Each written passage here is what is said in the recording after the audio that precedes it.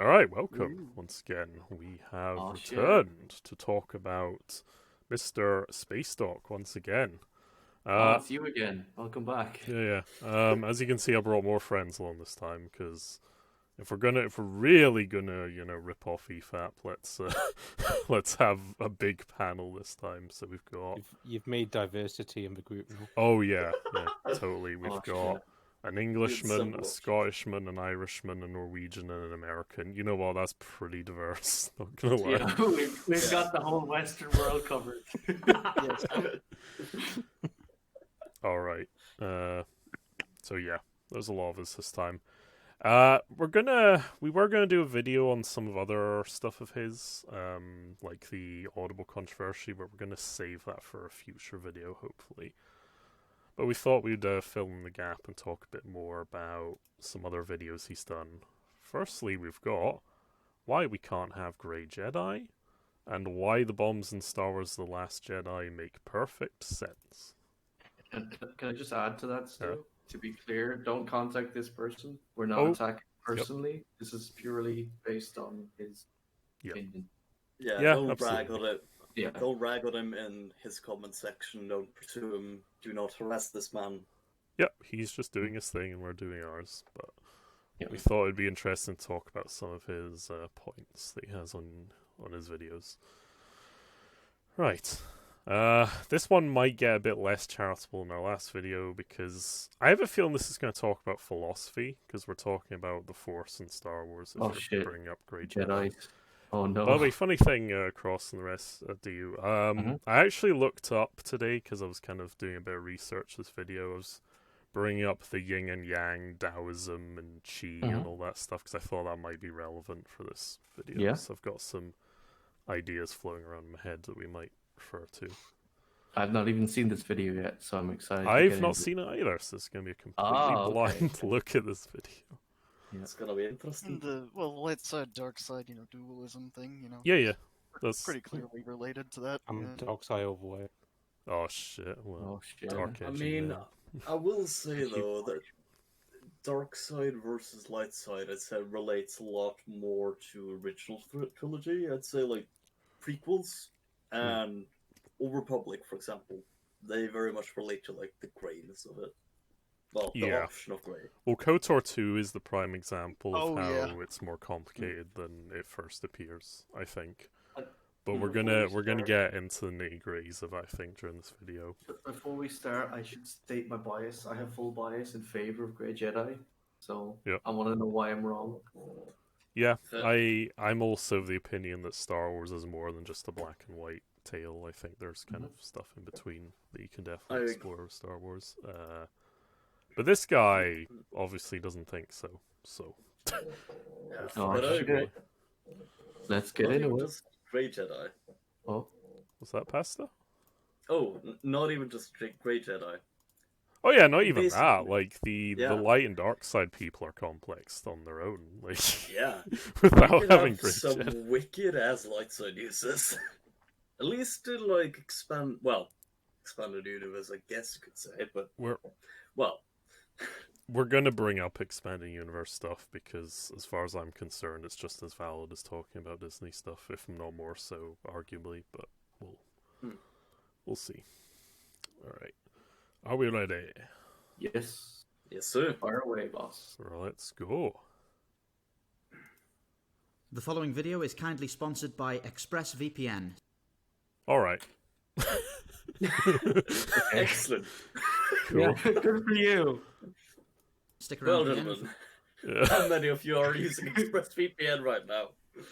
Well, Oh, you know man. what? ExpressVPN, send us a DM. So, Oh, See, man. Yeah, well, VPNs are kind of a gray thing as it is. Oh, VPNs yeah. are great around. Oh man. Going through the shadows. You know, I didn't think I'd laugh so You much have for legit that. reason. Okay, we're getting distracted. Let's get Oh, into it. fucking hell. 1 We're second only in. like 5 seconds in. ExpressVPN. Yeah. It's like- yeah. Let's hit it, gents. oh, Okay. Jesus. Alright. Go for Apologies, by the way. This may be a bit more chaos than last one, as there's 5 of us, like, trying to talk, so I'll try and. Well, Will has wandered off already. That's fine. He's Four got of us. things to do. Yeah, he's too busy to be on the EFAP ripoff show. To be fair though, he'll come in late with a hot take. That's almost guaranteed. Oh god. It's gonna be excellent. Oh man. Oh All right. shit. All right, let's go. For more information. Oh hell yeah! Oh shit. It's a short video. Good. Look at this! Look at this animated intro. We all need one of these. We need that definitely. Yeah. Yeah, because we're so low budget. Microsoft Paint scrubs over here. Well, I at least have Illustrator, but I prefer Paint. Yeah. I think we all have our imaging software for if you want to make something. I use GIMP, but yeah. Yeah. That's a good I choice. just make Right. Cool. I just make more color paintings to be honest myself. That's why. All right. Paint. Is the Hey everybody, best Daniel from Microsoft Spacedock here. All Now right. there's been a video making the rounds on social media this week, a Oh, rant shit, it's from talking the about you. wonderful Freddie Prinze Jr. Oh shit! Oh, this is the no. video. I've seen this one before from Spacedock. This Isn't was that the one of the guy very from first 500 videos Days I ever of Summer? watched from him, and I wanted to rant about it for ages. Yeah. Yeah, I've seen this one too. Oh man, me and Cross it's a have hot take. also. Oh god, me and Cross have also watched the Freddie Prinze Jr. rant, which we might cover at some point. Oh god, Oh, yeah, It's it's been a while. I've probably already forgotten it about was it. pretty bad. Is that the thing yeah. where I got really angry? Yes, because it was just Okay, him yeah. ranting. The other two guys were just smirking and kind of trying not to get in his way. I- So I- intimidated I- by him. I just realized why I know his name. He's in a bunch of films I've seen from a long time He's ago. in a few video games, few TV shows. Yeah. I mean, his most iconic role, no discussion, is obviously Fred from Scooby-Doo, the live-action movies. His premiere role. Oh yeah. Excellent. All right, let's continue. Yeah. Before I freak out again at him. Yeah, let's not just freak out about him. Let's Alright. show the audience some context. Jr., who was the voice of Kanan Jarrus in Star Wars Rebels, also James Vega in Mass Effect and various other things. And basically he was frustrated at the immense number of people missing the point of the Force in Star Wars. And this is something that frustrates me quite a lot as well. And it's You're an actor; it's not your job. Yeah. mean- Again, death of the author. Like it, I don't really care what he. I mean, it's his opinion. He's free to express, obviously, but he's not the end all, be all of what the Force is about in Star Wars. You know what? Like, Oh yeah. You know what? so- Because he played that Kane guy, you know what? He can tell me whatever he wants about what Kane is thinking, whatever. sure. Because he played that character. Fair enough. yeah. He can't tell me how the Force works because he's not the writer. Yes. And even the let's right. be Oh honest. yeah. Sorry, go ahead. Pastor, go on. Oh, okay. I'll say yeah. For the character, he can interpret as much as he wants, and some of it might be correct, but the author is the main line. Yeah. Well, it used to be. Now it's Disney. But like the prequels in of themselves have demonstrated a lot of the matter that dark is necessarily dark in the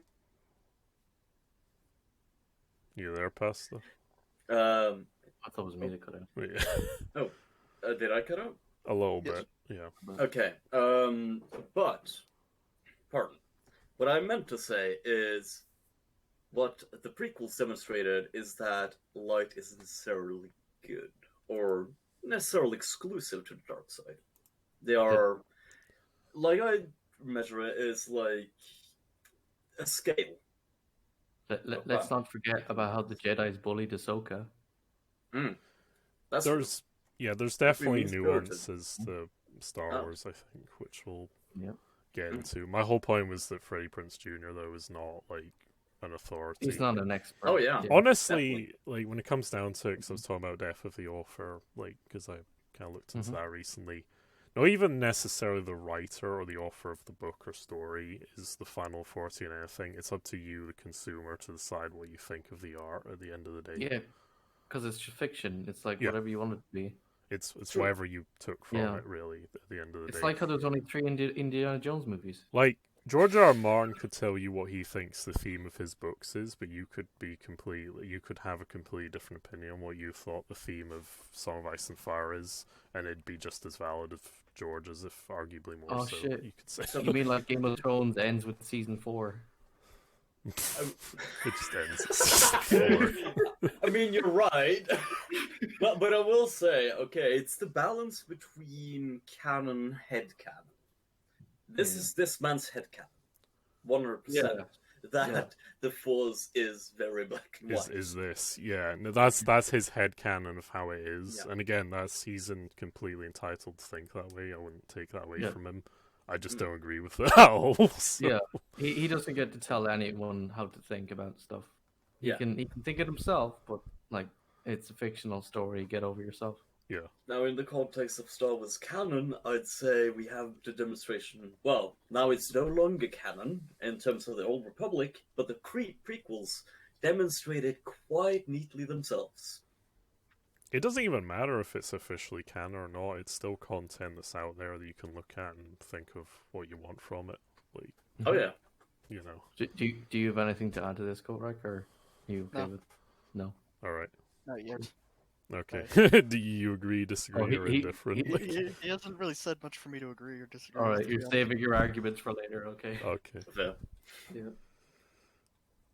Essentially, he was talking about the nature of the Force and how it is constantly seeking balance, and how instances like the birth of Luke and Leia are the Force meddling in affairs to accommodate for the current power of the dark side in its constant quest to achieve a balance that it will never quite manage. And this kind of cosmic meddling that's going on dictates the victories and defeats, the deaths and the births of all Force sensitives in the galaxy. And this much is between the lines in basically every Star Wars production. Now, No. I think Kreia would agree with that.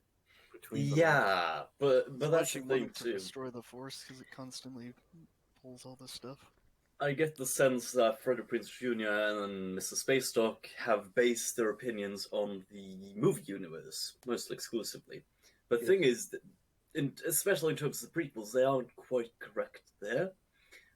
I'd say, yeah, there's a correction of balance, but not necessarily a matter of good and evil. Granted, he hasn't outright said that yet, but, you know. I would sort of agree with the idea that there's a sense of sometimes, because it happens in real life, you know, sometimes political power or who's in charge leans towards a certain ideal, and then, like, say a country becomes really authoritarian, then it becomes democratic afterwards, you know, it kind of has the pendulum swings both ways kind of thing. Oh, sorry guys, I didn't realize I was like being a dictator there. Turn this around, not do that again. Yeah. That being said, though, it is quite clear that the Force, while being a force of nature, is also sort of a supernatural force. Not necessarily consciousness. Yeah, that's what I mean. I kind of don't like the interpretation that the Force has a will and a consciousness, because that kind of, for me, this is the fundamental bit I start to disagree with these guys, is I think it ruins the entire story if you go down that line of thought, because then no characters have any agency if it's all predetermined by some weird entity, the cosmic entity. Yeah. And to be fair, when thinking of it in the grand scale, the only time we sort of see this represented is in the Anakin Skywalker saga. Yeah. Or the sequels, I guess.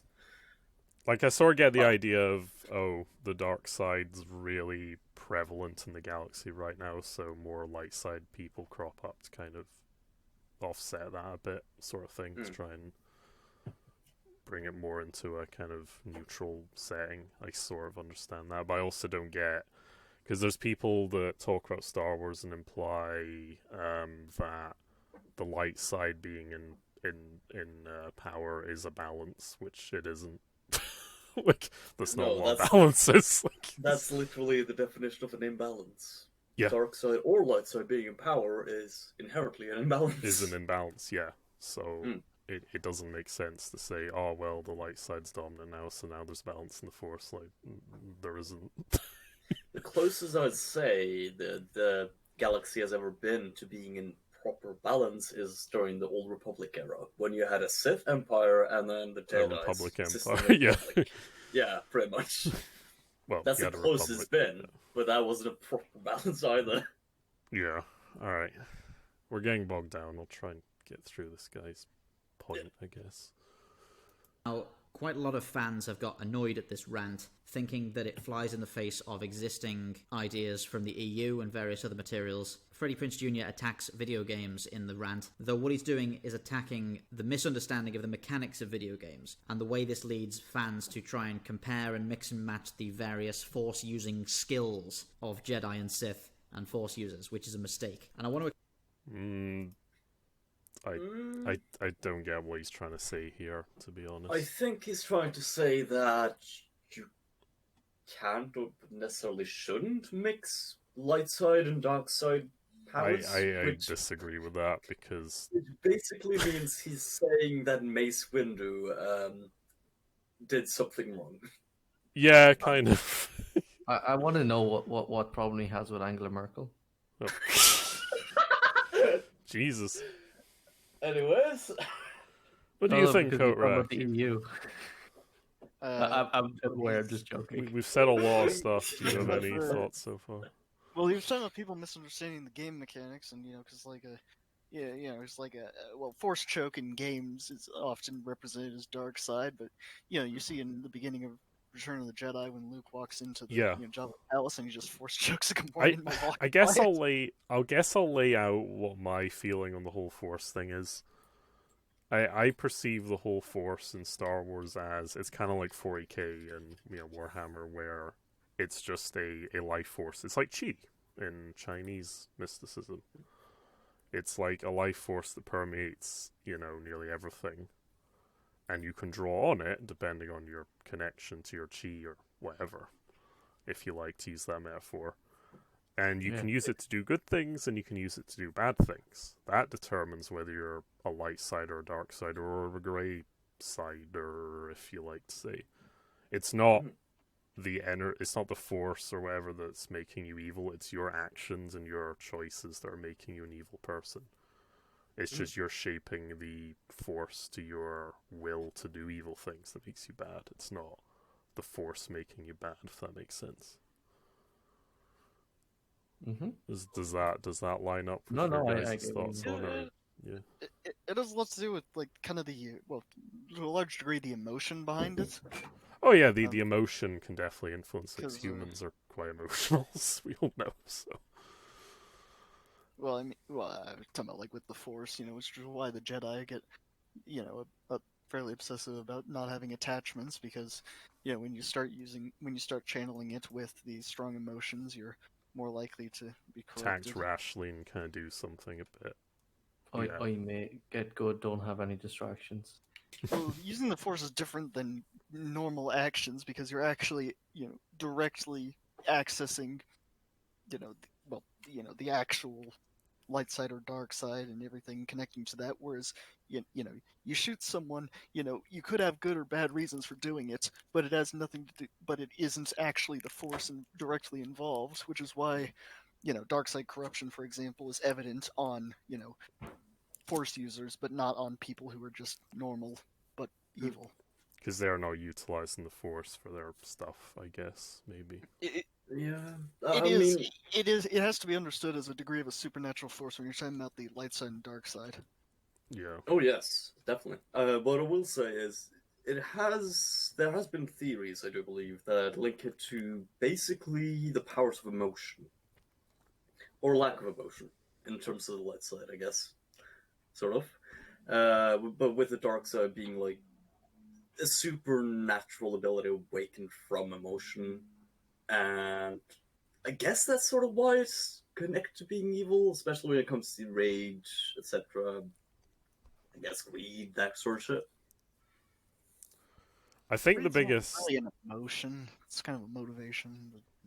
But... I think the main issue it comes down to is that Lucas kind of left a lot of the world building of how the Force works kind of ambiguous, I think, on purpose. At least that's my interpretation of it, because he wanted people to draw either a spiritual connection to it or more of a scientific, mundane explanation of it.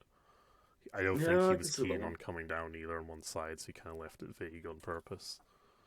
And I think that's why you get all these different interpretations of it, because no one completely defined it properly. So. I don't think he had much of a plan in the first place. He just kind of made it up. And Yeah, then and I think that's one of the biggest problems with the Force and the lore of how the Force works in Star Wars is there is no, there isn't really a proper official set of lore. There are little bits and pieces you get here from the movies, but it's kind of hard to pin down how exactly it works, the mechanics. What do you think, Horak? Are you a bit hesitant on that? I've already said my part on this, I think. Oh. Fair enough. I think. All right. There's a lot of theories and different opinions on it. So it's sort of why it's kind of open for interpretation, and that's why I think like people who start being zealous about like, well, my interpretation is objectively correct, gentlemen. Yeah, I Or read just more kind books of than you, obnoxious. bucko. Oh shit, guys! Let me put on my best stoner voice. It's the Metachlorians. Is time and space even real, man? Oh man. Actually, that's no, and I'm not. Well, time, and I'm not getting into that. Oh Jesus. Oh yeah, the Metachlorians are weird Space ones. is real. Time isn't. I'm leaving it at that. I know. I'm Truth is- putting on my best stoner voice. It's like talking about, oh Man. shit, man, the Metachlorians, time Is and this space. real life? Is it Or all is real, this just man? fantasy? The truth is, the Force was just fucking taking drugs all along. Oh, There's plenty shit. of like I think there's a channel called Oral Knots that does that, where they do like a meme compilation of all of Star Wars, and they just make out as a metaphor where it's just a bunch of stoners fighting each other and dancing and stuff. Like that's their video metaphor for Star Wars. All right. All right, fucking hell, let's get through this with a 'cause we're 1 only a minute minute, 20 20 and seconds we're in. already super Yeah. deep in philosophy of Star Wars. It's like, god damn. Explain why things like Knights of the Old Republic, which took it upon themselves to analyze the nature of the Force, are not contravening this central idea that George Lucas put out there, but in fact Grandmother Jedi. affirming What does he mean contravening? That's a weird word. I've never heard that. Like going around or It contradicting, but yeah, it's like against. presented in a weird way. So he's saying Knights of the Old Republic doesn't contradict George Lucas's original TM idea of the Force. Right. Yeah, it's Oh. essentially what he's saying is it doesn't conflict with it, Okay. but it fancy wins. Well, I guess we'll find out more.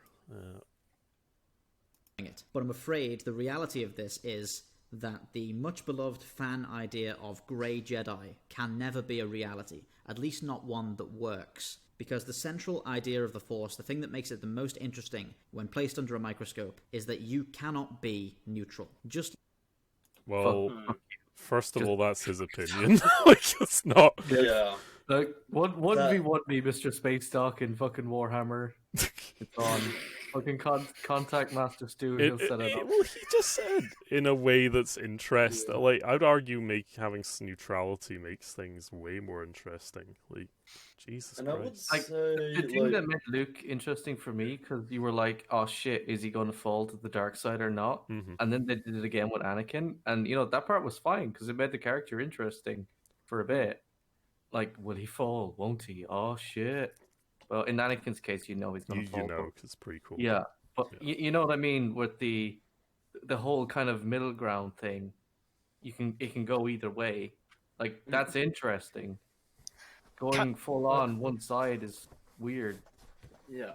What I will say is, I can understand his argument in terms of basically the dark side and light side being different sources of power Mhm. that both tap in from the Force. Yeah. But that it sounds like his argument is, well, you can either be Jedi or Sith. Yeah, The and thing he's is, literally as far taking as away I- nuance from it by saying Yeah, that. It's like, At least my understanding is that the Grey Jedi are a bit more like the Wanderers, who have left their respective schools of Uh, Jedi or Sith, or never joined them. If you want a definition, I'm pretty sure Grey Jedi basically covers most Force users who aren't Jedi or Sith. Yeah, that's my Yeah. interpretation. Basically, a grey Force wielder, if you like, essentially. Yeah. Instead of a Like, Jedi. it's- Jedi, I'm not. Jedi I I'm do not implies believe part of the that's- Order, so... It's kind of a I'm gonna- loose term. Like, there's not a group called the Grey Jedi. No. I'm not going to become a Catholic or a Protestant. I'm just going to be spiritual and do my own thing. Yeah. Hmm. Yeah, pretty Yeah. much. Well, kind of different than that because you don't really have a choice as to being Force sensitive. True. But Well, then yeah. again, not all Force sensitives are Force users, to put it that way. Oh my God, there's birds fighting outside my window. What? They're having a battle of the Force. In any there. case,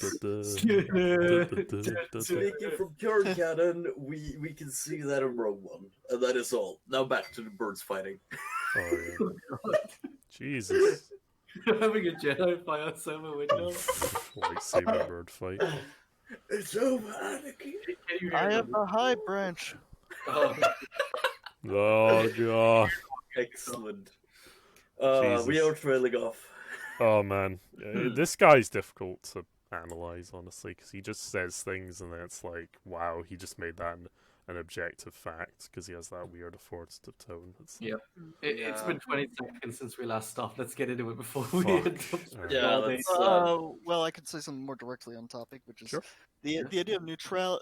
The idea of trying to be neutral in it is that the dark side is an inherently corrupting presence.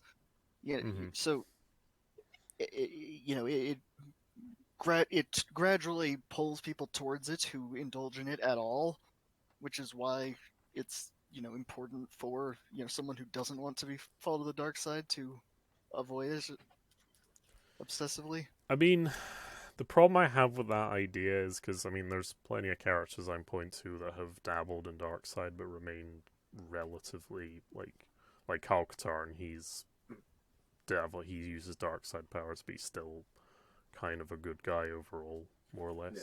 He's definitely more of a Grey Jedi kind of character. Yeah. And for one that is 100% canon, we have Mace Windu.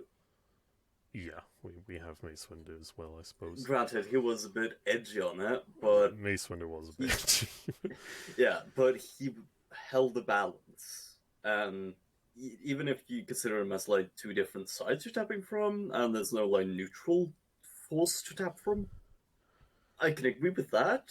But if you're saying you can only be Jedi or Sith, then I disagree. I don't know. The biggest evidence I have is against this idea of the dark side corruption. I'm not trying to badly dab on you, Korak. I'm just kind of Don't worry. I'm just tapping on the ideal, the argument, I That's guess. fine. Oh, shit. That's One fine. It's v one useful him- that you're providing a different argument though for it. I think. Yeah.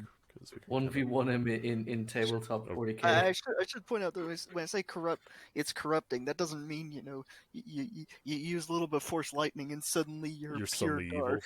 Oh, There you are. I understand that one. Something It- can be corrupting without actually fully corrupting someone. There It's can be gonna people who tame you a resist little bit. corruption. Yeah. I agree. Well, someone could become a mayor and not become corrupt, even though politics corrupts you. Yeah, if you it's- get what I'm saying there. Yeah. There's a temptation there, and at least with a lot of at Also, the least the best example- Jedi who dabble in the dark side we've seen, they have to maintain like not falling into the temptation. Let me slightly adjust that example too. You can be a mayor who you accept a small bribe to slightly to fund a certain project, but generally speaking, after that you're gonna you've already got the taste for it. You're gonna want to be more and more corrupt. But someone could go, oh yeah, that was a pretty bad idea. Maybe I won't do that again. Yeah. True. No, I get your point. That's a good idea, to be fair. I think, but before we carry on, my ultimate point of the whole thing was that Star Wars, the original movies, is the ultimate redemption story. Yes. That's what I like about it most of all, because Darth Vader was a bad guy, but he became a good guy in the end because he did the right thing at the end. And that's a good message, and that shows that even if you're down that dark side hole, you can still be a Chad at the end and do the good thing Well- and be on the better Well, at path. least for the first 6 movies. Well, fuck the Disney movies. There we go. I'll just say it publicly. There you go. Yeah. They're awful. Yeah, to quote Mace Windu, when his Padawan was taken away, I don't know who you are, but I have a particular set of skills, and I will find you. That was Qui-Gon. No, yeah, it was quite taken too. I do want to see Qui-Gon as like Brian. Liam from Neeson. Taken Oh, Two. I mixed them up. Yeah, It's- we did. Qui-Gon, not Mace Windu. Mace Windu was Samuel L. Jackson. Oh, dude, can you imagine I mean, that? Like Qui-Gon is on Tatooine or wherever, like helping the Yeah. homeless kids out, and then they get captured by slavers, and then he, rings the phone. And it's like, I don't know who you No, are, he's gonna but hunt I down will Anakin. find you. He's gonna come back. He's gonna come back as a Force ghost and hunt down Anakin Oh man, for all the Padawan children. yeah, Sorry, I'm just imagining fucking taking it with Qui-Gon. And yeah, just Sam. lightsabering slavers in Tatooine. Yeah, I'd actually like to see that kind of. Anyways, we should probably Well, continue. well, if only someone was running a Star Wars game that they could have that. Oh no, I can't run Uh, because he's dead canonically, and I don't want to upset that. To be No, honest. but you could use a different character that's just basically him again. Maybe. Alright, fuck Yeah. no, let's carry on now. It's like the Force, on the whole, snowballs toward light and dark across the galaxy in an attempt to achieve balance. No individual user of the Force can achieve balance. They always overcook. They always get drawn into one aspect or another. The Force is a metronome, and it will always... What? A metronome? I think he means It's back a- and forth. He means like Yeah, back it's a and thing. forth. I think that's what he means. my good man, I raise you once again, Mr. Mace Windu. That is all. There's just so many people we can point to that are like contrary to this in lore.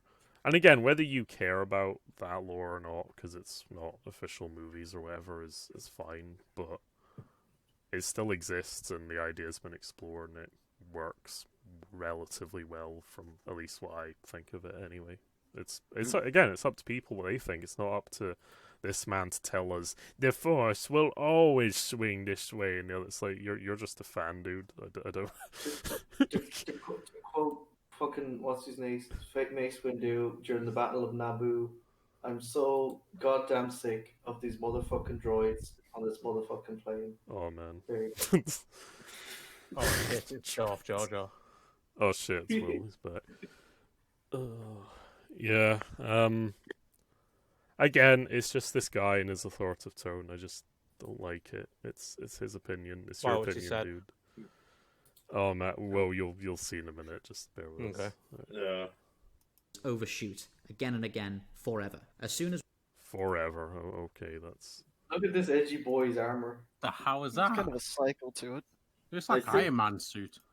I think that's supposed to be a representation of a Grey Jedi. I think. Okay. I think. Yeah, yeah. No, he's still talking about It's kind of a Grey white Jedis. Jedi, but you It's know. like Stalker. It looks vaguely. It looks like like the Temple Guard. That's what I've So, thought. yeah. but I wasn't really looking when it came. on Maybe screen, he used some art that probably wasn't the best choice for Gretchen. Once I can see the head, I could judge that better. Show us the head. I get his idea that there's a sort of cycle to it, but I don't. Again, I don't like the idea of Well, That's kind of what it is. there though. is cycles in real life, sort of, Hang on a second. but there isn't really prophecy or destiny in real life for one thing, and it doesn't really work well in fiction. Does that jacket have tassets? What? The jacket, it has tassets. Like, you know, the leg protection on like a cuirass. You know, This the is a floppy weird bits thing that to hang bring down up. over your legs. Yeah, but look at the jacket. The belt goes. Oh yeah, Under the wait, the fabric. belt loops Yeah. through the tab. What? Yeah, you're right. Yeah, That's It's like weird. it's tassets on the fucking jacket. What? Gentlemen, it's weird sci-fi. This is the that most lore-breaking people made thing we've found. It's This I'm goddamn confused. belt doesn't work. it's somebody very imagination-filled fan art, please. Yeah, I'm not gonna. We shit haven't on it talked too about much. Just continue because I'm getting really bugged out on the why the fuck does this clothing make no sense? All right, let's try and move on past this arc. Yeah. As we This is have a not relevant. character Hold on. forever. As soon as we have a character who succeeds in being a balanced Grey Jedi, who no longer has his alignment and his morality affect his reality in the way that Force users do, then everything interesting about the Force dies. First of all, we have plenty of characters, as we've already talked about, that fill the idea of a grey Force user, and they still have morality. Like, they don't lose morality just because they're neutral. In fact, their morality is even more important when they're a neutral character. Yeah, So that's I what mean, By defines the them. way, this is just Iron Man Jedi. I know I was right. Yeah. but if he's thinking of, okay, if it was tapping from the Grey Force, Isn't which is Ahsoka now neither a Grey the dark Jedi? side or the light side, then sure, your argument stands. But if they're tapping from both, no, it doesn't stand, because they need to maintain the balance of one or the other, mostly. As what they're doing, pretty much. Yeah. So far, we mostly got Jedi's who trying to struggle with not going Sith. Isn't Ahsoka now classified as a Grey Jedi? Yep, so is Luke. Exactly. Yeah. And Ahsoka's one of the most interesting characters in the Yeah, modern Luke stories. Skywalker in the EU books, like after the Mhm. Zhang Vong War, well, kind of around that time and afterwards, he becomes way more of a kind of grey Jedi sort of. What about when he was reclusive type. training Kylo Ren? That's not the lore, the canon I'm talking about. but- Kylo Ren becoming a dickhead is not his fault. That being said, I would say that Ahsoka and Luke, I guess, are more the wayward kind rather than tapping from both sides of the Force kind. Yeah, like But they are still interesting. Ahsoka still kind of uses Jedi techniques and teachings and morality. She just doesn't belong in that. She just doesn't stay in the Order because she doesn't like the politics of it. Essentially, is what happened. That and their dicks. Well, yeah, the They Jedi are literally kind of bullied her out of the Jedi, and they're like, Pretty "Oh much. shit, we're sorry." So and she's like, "Go fuck yourself." Pretty much.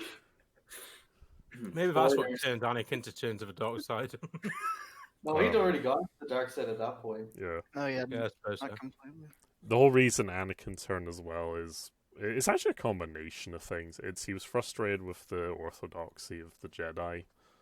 He was And, angry with uh, it, and people killed his mom. He also, all his emotions he wasn't really controlling properly because he didn't, I guess, want to control them that much because he felt like it was kind of dumb. So is what you're saying was all he needed was some Politics. like therapy.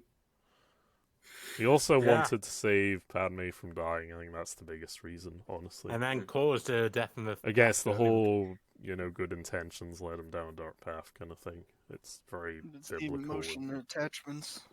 Oh shit.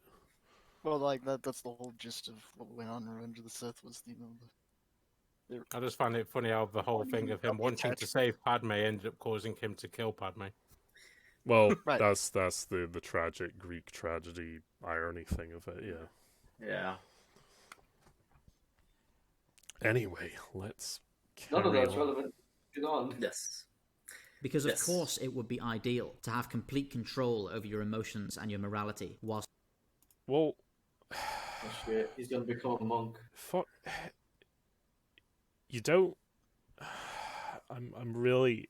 How would I even put this into words that made no sense? Like, you would have complete control over your emotions and morality. Like, That's why people become monks. I mean, yeah, what's but that? he's trying to argue that if you were a Grey Jedi, you would be a monk. No, you wouldn't. You would be a guy with emotions and stuff. You would just have a lot of control over them. Yeah, Yeah. like all people should. Yeah. You would not You'd be a normal rejecting them. person, basically. You just use Exactly, the yeah. Force, like- Exactly. Stu, with his logic, if you're a Grey Jedi, that means you're that monk guy from Rogue One. No, thing is, if you're a Jedi, you're supposed to be he that would be an monk. example, yes. Yeah. Yep. He I would be an mean, he's a example. force 'Cause- sensitive, but he's not proper Grey Yeah, Jedi. like the whole yeah, thing. he- The he's Jedi are not sort of the normal same people. The idea. Jedi are weird space monks who completely reject the idea of having emotion. Like they completely suppress it. Yeah, they're they believe basically- that's how they can achieve, proper use of the Force. They're basically Knights Templar, Knights Hospital, Yeah. who are just like the UN peacekeeping And the force. Jedi, here's the thing, like George Lucas, I don't think presented the Jedi as necessarily right or good. Yeah. He was just No, presenting yeah. that's their worldview, like Yes. how they do Well, things. he also showed, in the prequels, he was showing, the downfall of the Jedi. He wasn't showing them at their prime. No, I will say though, that was, that wasn't they a weren't high at their point. best. Yeah, was- like That was more or less their end. I mean, at least largely speaking. true. yeah, that was the degradation and fall of the Jedi Order at that point because they'd become too stagnant and too kind of orthodox at that point. Yeah. And in the EU, Luke rebuilds the Order like after Episode 6 and makes his own Order that's a lot more kind of unorthodox and a bit more kind of open about having emotions, but still practicing strong control and stuff. Like you could Yeah, argue that a lot of Luke's Jedi in the EU are probably Grey Jedi, honestly. Like I think a I lot of suppose so. people make the mistake of conflating light side and Jedi. yeah, they're that's not- true. I mean, you can be a Jedi- really big light side guy and not be a part of the Jedi Order, sure. Like, I guess. Well, Jedi philosophy in and of itself isn't, they are people with, force powers. You can be a They're very not- good person who doesn't use the Force in an aggressive or particularly emotional way, but you're still kind of not shutting yourself off from feelings. Exactly. There's a guy in KOTOR, Jolie Bendall. He's a really good example of. Oh yeah, he's a great example. He's of a fantastic character because he's basically just a Jedi, but again, he's like Ahsoka. He just thinks the politics is Look, stupid. He more or less left the Order. Because he got annoyed with it and was like, yeah, we don't have to be this rigid about having no emotions. We can still be good people and use the light side and just not be this orthodox about it. So he's basically like one of Luke. He would have been one of Luke's Jedi in the EU, essentially. Right, I think we've debunked this guy quite heavily there at that point. Jesus. Yeah, at least at this point. Let's see about the Man. next one. Good job. All right. Being a force sensitive person. But the point is, you can't. And everyone who Again, fucking, you can't. Sorry, I'm getting a bit spiteful towards this guy. I just hate. Hang on, where's the third path here? He's saying there isn't one. He's saying it can only go black or white. Yeah, but like in Clone Wars, there was that big image where there was like three boys, wasn't there? I know what you're talking about. So you're talking about the father, the son, and the daughter. Yeah. That's the one. Three paths, That's a whole can of worms to talk about that episode. Because that episode's Yeah. really strange. It brings up a lot of complex ideas. Like, And to be fair, that is, I guess, sort of a very it's a very, very out there thing, but it is very related to. like there's a strong Forces implication that versus- entire episode is a dream. Oh yeah, probably is. Well, they're made to forget it because they they find out too much about the future. I think we'll try to avoid talking that because that's a whole can of worms. Don't put up Yeah, for that's that. kind of There's worms. a That's lot gonna of be a weird stuff goes on long. in that episode. Like, we might That's gonna review be it a one day. long Yeah. discussion, and yeah. Cool. who is force sensitive is a slave to this curse. They have to. So he's doing the whole Dark Souls thing of you're enslaved to the will of the Force, kind of fan. I don't want to. What would you call it? A theory of the lore or something like? So a theory needs to be written down and presented. Oh, well, okay. Most Conspiracy. It's I'll just say I- interpretation. There you go. That's... yeah. I'm not going to go down between the difference between theory, hypothesis, and what's the other one? Oh, can't think of it. thesis. But yeah. I know. Yeah. So I think- theory would be a thesis. Yeah. True. Synthesis. A Thesis. synthesis. A thesis. Anyways. An antithesis. Anyways. I will go crush the on, NCR. Yes. Sorry, No, I he- just. There's been a lot of memes about debunking Kaiser's speech because apparently it's actually not a very good understanding of that philosopher's theory as well. So it's kind of flawed. But anyway, we'll get into that another day. to be one way or the other, and if they lean too far in one direction, they'll be pulled the rest of the way. Characters like Revan and Kreia from Knights of the Old Republic do not refute this idea. They play a part of it. Even though both of those characters learned to understand the Force more than basically anyone ever did, learned to analyze its nature and what it was after, and understand the ways in which it affects the world, they, quite crucially, were always slaves to its balance. Well, first of all, Revan's canonical ending is up for debate, although they did kind of retcon an official ending of he redeemed himself, became a light side guy or whatever. But yeah, and thing is, he's saying he played both sides might be a bit incorrect, but he utilized both sides. But the thing is, he went from one end to the other end to the other end again, at least canonically speaking. Revan's a bit of a weird character because he goes through different extremes and stuff. Yeah.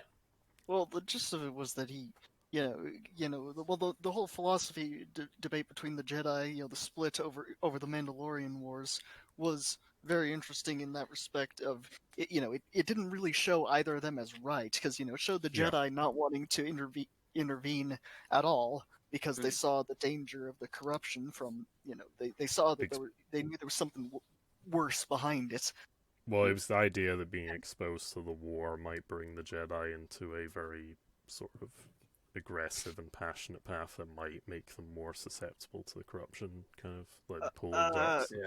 Well, it was more specific to that war.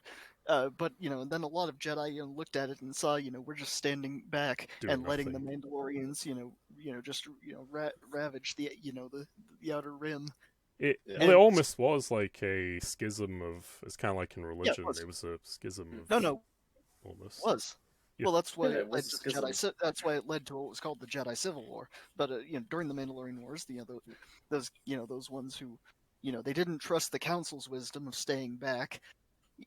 Where the Council, the downside to their stuff was that they were doing nothing and just letting it happen. At least the time being. Their strength was that they might have been able to pull in at the exact moment to turn the whole thing around completely. Basically. No, it wasn't a strategic decision at all. It was because it had more to do with the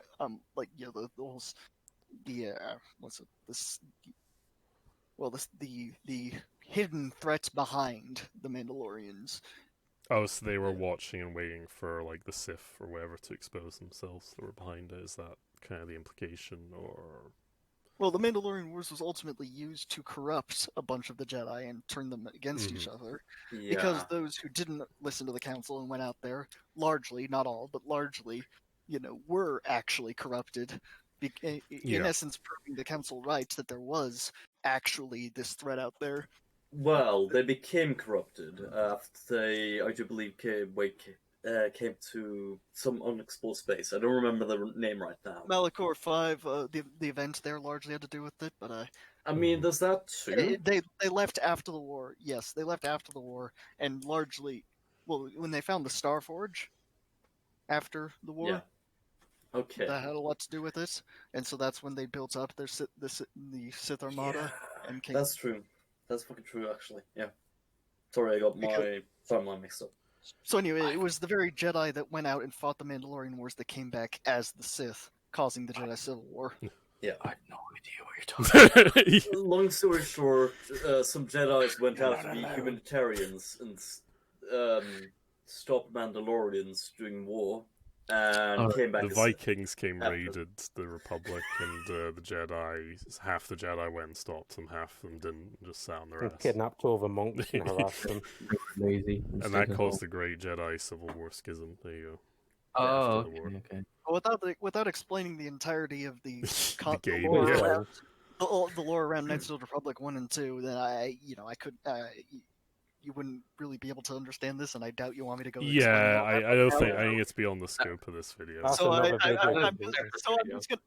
that's why I'm just talking as if people who I'm talking to know about the lore behind that. I presume most I'm sure they will. do. I'm just letting you know that I'm really confused. It's fine. I'll try not to harp on this too much. I guess we'll briefly go over Kreia. There's not actually much to say about Kreia.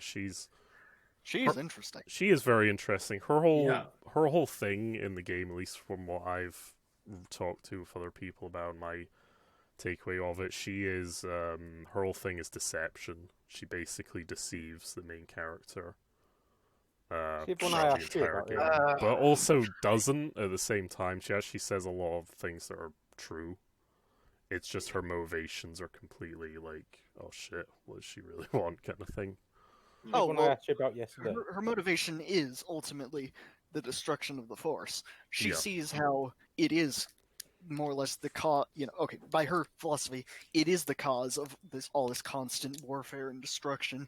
It's why, it more or less does orchestrate all these, ridiculous Well, she galaxies basically and wars feels and death that and suffering. the galaxy or whatever the Star Wars universe is better off without the Force. That's kind of her whole take on it, essentially. Yes. Now, again, I think you can even. I think Kreia is interesting, even if you are like me and don't really like the whole the Force has a will of its own thing. If you don't agree with that, her whole thing still makes sense because people using the Force and being Force sensitive leads to horrible wars and conflicts and bullshit.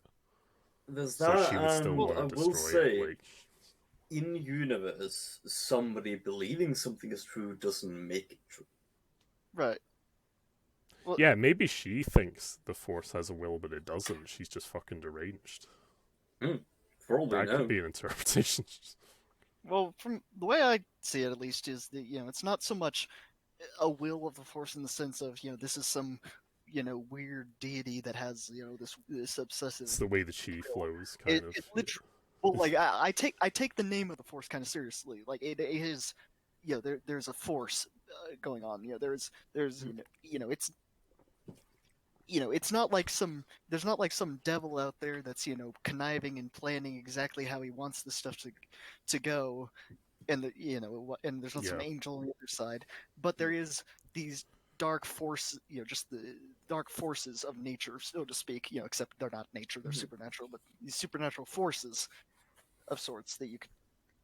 Well, I can see what you mean, like a supernatural force of nature. I just kind of think of it as like chi from Taoism. That's kind of the easy way to look at it because we have a thing in our real world from the Chinese that they kind of sort by of the way, believed in.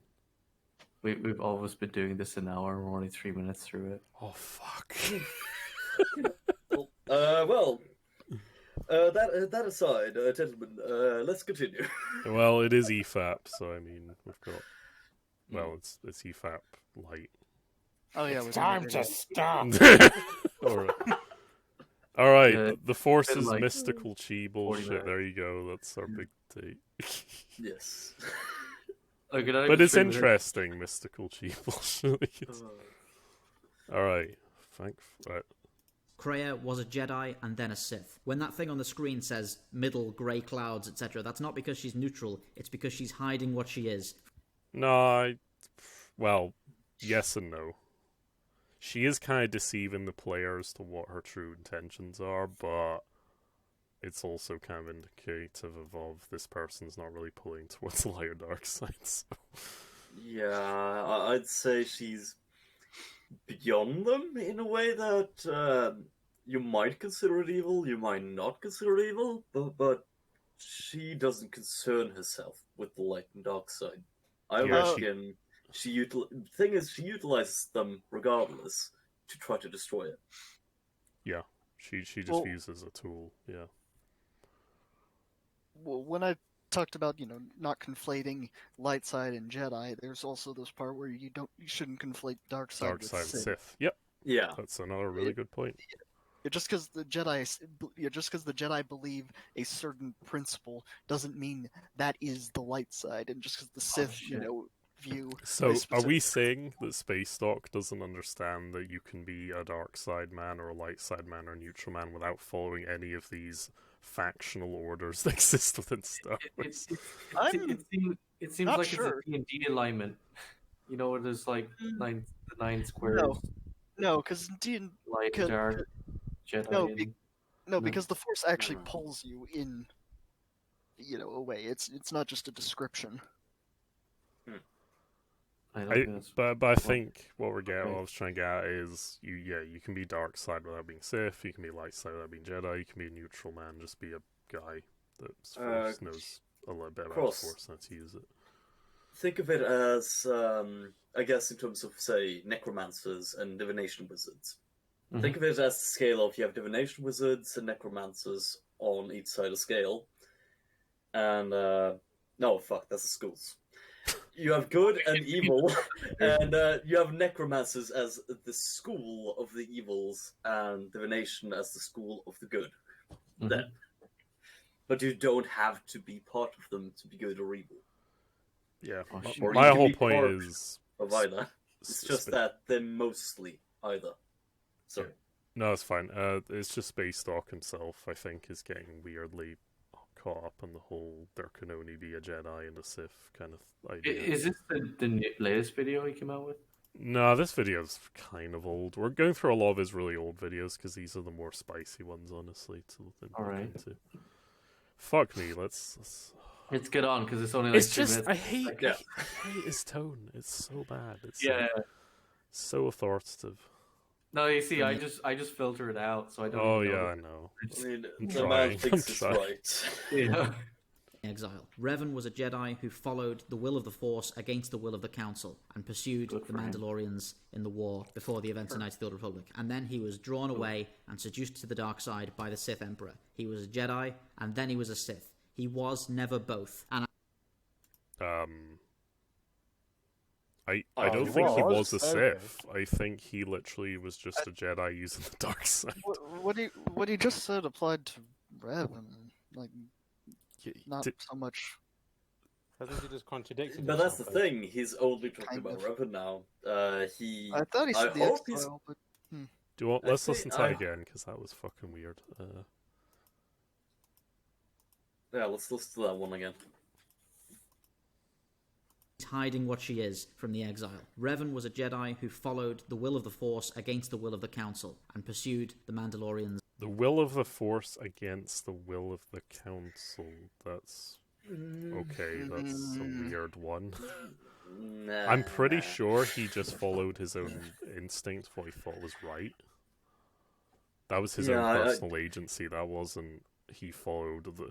Yeah, I wouldn't say the will of the Force. I would say he followed his passions. Yeah, he did what Luke did. Like he's like Luke's like, no, I'm gonna redeem Vader, even though it's probably a bad idea. I'd say Revan really wanted to be the humanitarian in this. Yeah, and, he wants to be a good guy because he said, by and watch. I'm not gonna let innocent people die. Fuck that. Yeah. Well, it's the same passions that, or not the same, but in the same essence that Anakin's love for Padme led to his corruption. Yeah. Was, he saw what was happening to the to the peoples of the Outer Rim, and he wasn't just going to stand by with that. But by not just standing by with that, he did open himself up, and all the Jedi led to corruption. Yeah, the road to hell is paved with good intentions. Oh yeah, it's all biblical stuff at the end of the day, a lot of it. But all right. In the war before the events of Knights of the Old Republic, and then he was drawn away and seduced to the dark side by the Sith Emperor. He was a Jedi, and then he was a Sith. He was never both. But I mean, he was both, just a different. He wasn't even he wasn't even really a Sith. I wouldn't say. I think he was just. When he led the when he came back after the Mandalorian Wars, he was undoubtedly a Sith. He led the Sith, against the Jedi. I guess he had the title of Sith because he was leading Sith. I suppose, to be fair. Well, him, Malak, the entire Sith Armada.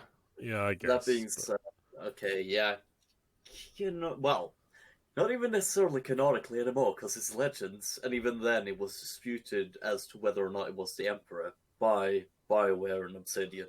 Well, that's another. I don't even want to get into the stupid Sith Emperor and KOTOR because he is a fucking cancer as well.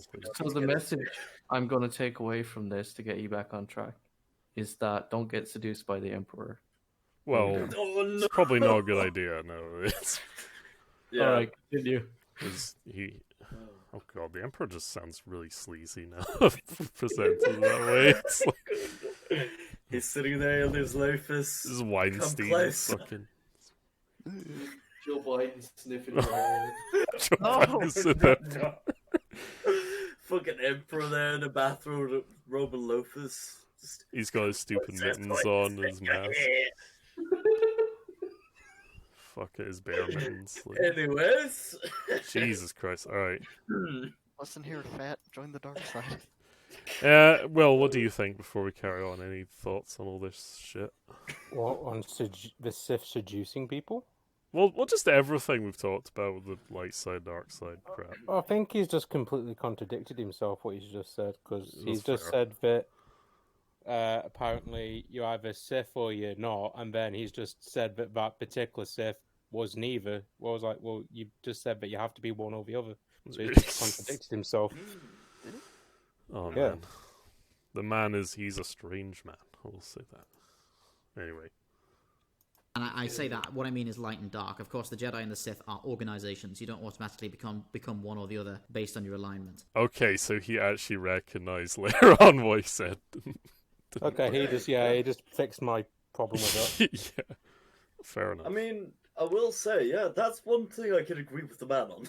Is there Yeah. are organizations that are mostly light side or dark side, but not exclusively. I'm glad we can agree on that point, I guess. You know what? We can agree He's on one not- thing at he's not- least.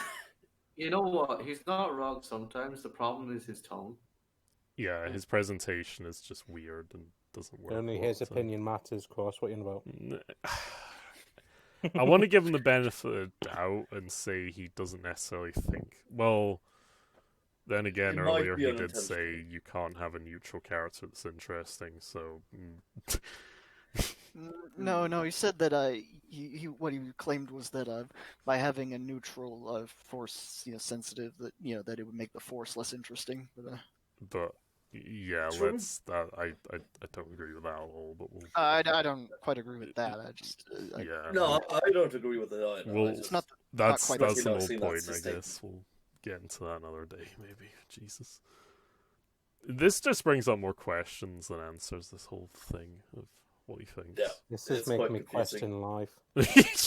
A little bit. Well, the Force is all about philosophy at the end of the day. To a degree, it's like But it's all like random shit. it's duct all taped just together. pseudo Like, people space magic chewing gum. stuff. And Yeah. it's like, oh shit, look at this amazing thing I created, and it looks like shit. Oh, all right. But what I'm saying is, Revan was never a healthy, happy person with sensitivity to the Force who was of neutral alignment. Because if that was a possibility, it would make the Force less interesting. As soon as I mean, how do you know back before he became a humanitarian and went to war, he wasn't a healthy person? You know what? Let's get Reverend some therapy and see how he turns out. No, he said he was never like a healthy neutral. He never was neutral. That was. Oh That's- yeah, I can agree with that. I was gonna say, didn't he just say that he was never neutral? So Yeah. that's a weird point. He kind of did contradict himself a little again. What he's doing too is, as you've said, like he's talking in absolutes, so it sounds like he's been contradicting himself. Does But that. it's because he's saying absolute Yeah. statements and making coherent sentences. What I will say though is, as far as I'm concerned, in this debate, I consider Revan a moot point. Yeah. Because thing is, Revan was a Jedi, then a Sith, and well, Legends canon, Jedi again. Though you could probably make him a Sith. Stays this. Sith. This is like Cross just said, because I learned this from a Smudboy video. Good channel, by the way. Check him out. He does analysis of all the Mass Effect games. Quick mainly. plug there. He has basically said something that I've always remembered. You should try to never make absolute statements because Mhm. it implies so much. Like it It makes you're- it look dumb. Yes, because you're implying that like there will always be cheese in my fridge, and I'm like, that's a stupid statement to make. It's like, But what when you throw out the fridge because it's old and shit? oh, Only Take six off the steal plastic in or absolutes. Yeah, but what happens if you buy more before you chuck the old stuff out? Yeah, but And there fine, always will be cheese in the fridge. yeah, but it'll be in a different fridge, not that fridge. True. yeah. Like absolute statements are very. You should almost never use them, basically. because Wise man once said, they imply a "Police- lot when you start making absolute statements that that's dumb. Yeah. Wise man once said, only Sith steal in Eh, absolute. Yeah. but then he said an absolute statement by saying that. So get ready, Toby. I've seen an interesting theory that by that he meant like deal, as in like kind of like how you deal a card. So like he offers he offers an absolute as the introduction. Anyway, I found that to be an That is interesting. the same guy who said he wasn't I have no idea who raving said up the politics. I mean, I will say though, it's a fun way of highlighting the potential hypocrisy. Yeah. if you, depending on how you understand that sentence. Yeah, it definitely depends on the interpretation. It's a line that could have been delivered better, definitely, but it's a fun line nonetheless. Or it would be fun if Anakin would have said that's an absolute statement and then walked off. Facts and logic. Just dab. Yeah, walked off his fedora. Oh man. Fuck. Movie's over. Anakin was averted from becoming Darth Vader just because of that one dab. The Chancellor Palpatine is evil. I think the Jedi are evil. He kind of walks in and just fucking White Putin walks up to him and is like, "Yo, get fucked and leave." There you go. Movie over. All right. Anyways, we should Fucking hell. probably We're get nearly on. there. We're getting there. Oh, this is Are 7 we? minutes long. Oh. Oh god. Yeah, it's just shy of 7 minutes, and we're already an hour in. It stops Just There's just so over an much to hour. unpack. It's like Yeah. a 7-minute video. being an energy field that affects everything. It stops I being thought an he doesn't like overarching. those. Yeah, he doesn't like shields. That was actually good, Dan. So yeah, it stops being an energy field that affects everything. It becomes Cosmic influence on galactic events and just becomes magic that people can. Wait a Being minute. an energy field that possibility, it would make the Force less interesting. As soon as that happens, it stops being an energy field that affects everything. It stops being an overarching cosmic influence on galactic events. it's never been a cosmic influence on like this. That's obviously what he believes, but It's his Thing is- interpretation, and he's the right to believe that. He's the right- yeah, that's He fair. has the but right to consider that as his interpretation. That's- but that is not an absolute one. That's your opinion, mate. I guess is the As response Will to that. Smith That's said not... in what was it? Bad Boys, you have the right to shut up. Oh man. Well, he's doing his Freddie Prinze Jr. thing here. Of he can say whatever the hell he wants, but it's his belief, and he doesn't need to. put Yeah. that on. Again, I completely disagree with that interpretation, but let's carry on. And just becomes magic that people can use. Yeah, I kind of prefer that. I'm sorry. Oh, You can definitely infer that there's more to it than just magic that people use, but I will it just say- the world, the Star Wars world, I think works a lot better if you just keep it fairly simple. Yeah, You the know thing what, is, God? It's a lot- midichlorian, it's time and space and all that shit. The midichlorians. a To be lot fair, of- I saw a video recently where a guy talked about midichlorians, and he actually made a good point that midichlorians don't have to be that tismy. Basically, if you just think of them as it's just cells in your body that let you commune with the Force. There you go.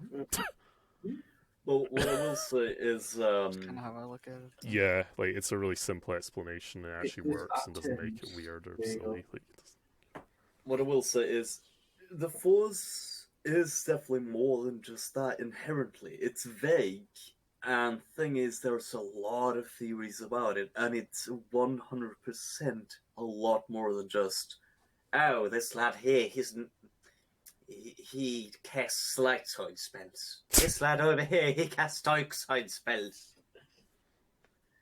Well, this man's a Sith. The Force Ah, is a that was pathway to Jedi. many abilities. And that's a To light be side casting unnatural. Sith. well, it's what I said It's a lot earlier. more It complex. was left vague by Lucas to a degree, I think, so you could interpret it how you want. So Yeah, and thing is also, I would say that it's somewhat ununderstandable which I would say actually is kind of nice in that Yeah, I like the fact that it's kind of It's- mysterious, honestly. yeah, it's hard to decode how Mhm. exactly it works, but it can work in a lot of ways. Hmm. It also gives the writers a convenient way to just have different force powers. True. To be fair, though, there has been examples of them making an explicit light side force lightning, for example. Oh, the green force lightning Luke had after he was Yeah. on wrong. Plo That was Plo weird. Koon, Plo Koon uses Force Lightning. Does he? Yep. Oh shit! Yeah, that's true, actually. I've not seen that. I need to see that. I'm pretty sure as well, like, cause I actually heard about that, and he like gets questioned by it, and they're like, "Oh, are you gonna turn the dark side?" And he goes, "No, I used it with no emotion. I used it to destroy my enemies." It's like, oh, okay. Well, it's fair like enough. with Mace Windu uses a dark side ability, but he sort of just channels that energy for that one ability and then just goes back to the light side again. I mean, Well, sort of, Well, that's I why I can't don't. remember what the ability is to be very honest. Window maintains sort of the balance. He uses both. Yeah. But Plo Koon, on the other hand, uses a light side edition of the Mhm. dark side ability, I'd say. It's only really it's only really the games that explicitly make some powers light side or dark side. Yeah. That's kind of it's kind of implicit from the movies, for example, that Force Lightning is dark side, just because that's all you ever see. It's use it. arguably the only Hmm. power that's definitely some kind of dark side power because it's causing pain and anguish to people.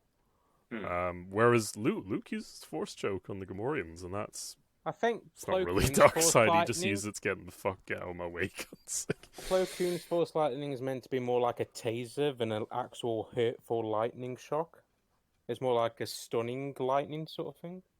He's not using it to inflict pain. He's just using No. it to incapacitate. He's using it to yeah. sort of stop the opponent and capture I need to them, actually sort of see Yeah, that I'd 'cause say that sounds once cool. I moments. want to watch that. thing. All right, Hmm. let's fucking get through this. Jesus, It just becomes a trained magical skill where the people who've done the most practice are the best at the magic and beat the other people who haven't done as much magic practice. Maybe Why you is should he just talking go to about Harry Potter? Hogwarts. It's Yeah, I so was about to say, bad. why don't you go to Hogwarts? He's really going into his own analogy here. I zoned out completely. Yeah. Basically, he's zoned it out completely too. Oh man, He's gone too deep into his own opinion. fucking hell. I'm looking up Jeff Goldblum quotes right now for some reason. He's gone down the rabbit hole. All right, let's finish this. And that's not as minutes? interesting. Far more fascinating is the idea that everyone is tapping into this semi-intelligent, inscrutable energy field that has Semi-intelligent.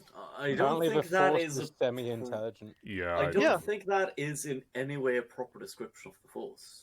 Well, like I said, it's an interpretation. He can. Yeah, Have I that. mean, I just don't At agree least- it's necessarily more interesting just because.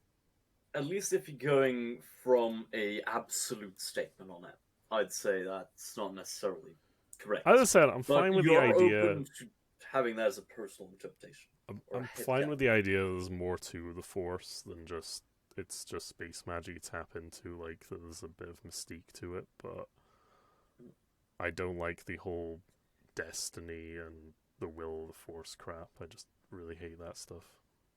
Fulfill your destiny.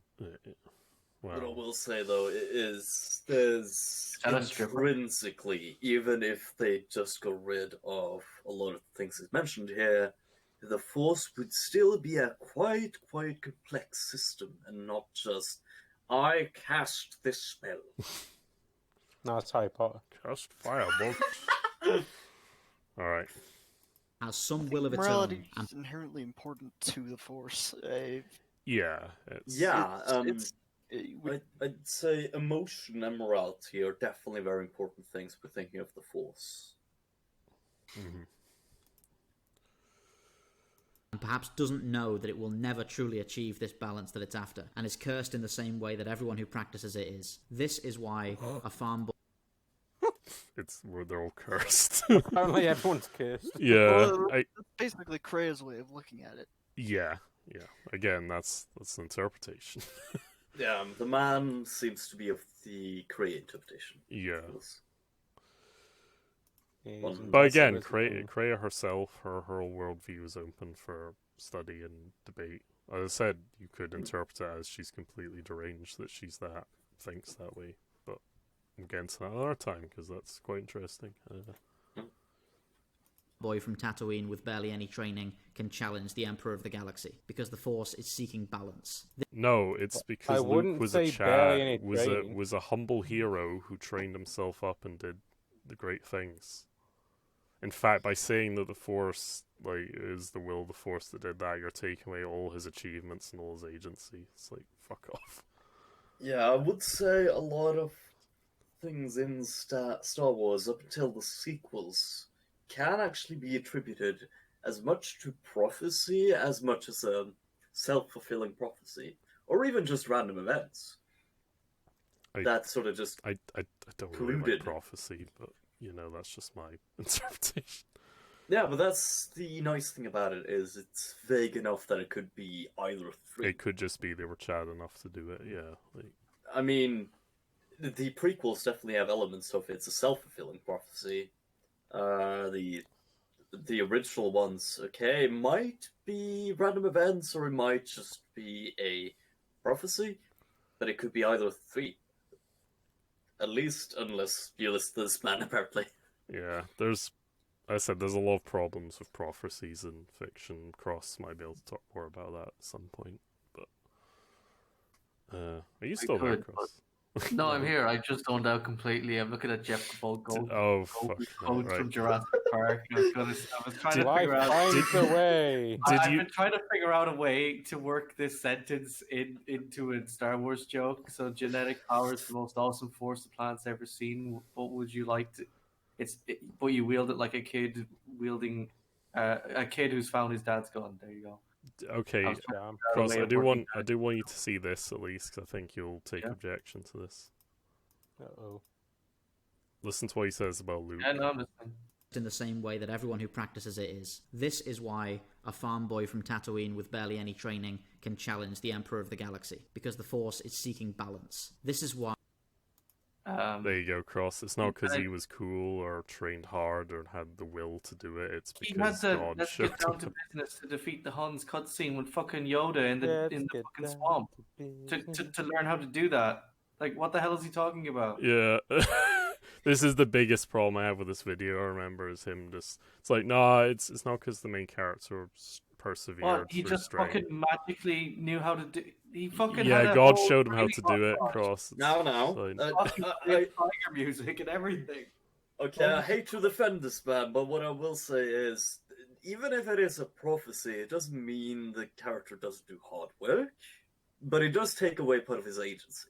Yeah. Well, what I'm very glad about the prequels and the original trilogy is that's up for interpretation. Like, why did Luke bother to wax on, wax off for how long on the fucking swamp planet? Like, what was the point of that?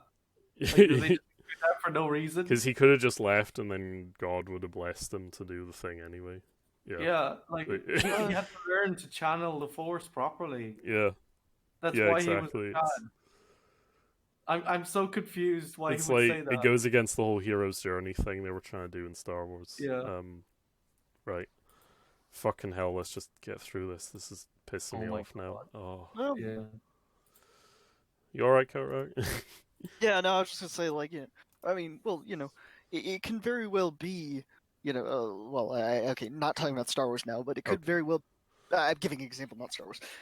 It could very well be, that the gods put the hero on a journey that enables him to, on a journey that teaches him, how to, that trains him to. I guess you could look at it in a more passive way from that perspective. We could do one of these episodes. We should do one of these episodes too with Boss when we can get our hands on her and talk about the hero's journey. Yeah, well, we were going to talk about canon and continuity as well at some point, because that was an interesting thing. Well, that's another one, yeah. There's a lot of ideas, so yeah, stay tuned. We'll have more epic content from the EFAP ripoff show. I don't have could a do name little- for this show, so it's just the responding to. Yeah. All right. Was that correct? Well, I could do a little brief, yeah. This will just take a second for me to explain. So, okay, David and Goliath. God, yes, God more like chose. David was the champion to go defeat Goliath, but David didn't just walk up and stand there and have Goliath have a heart attack. He threw the stone. Yeah, true enough. I honestly don't find David and Goliath to be that interesting of a story, but I'm just giving an example. Well, he just magically knew how to.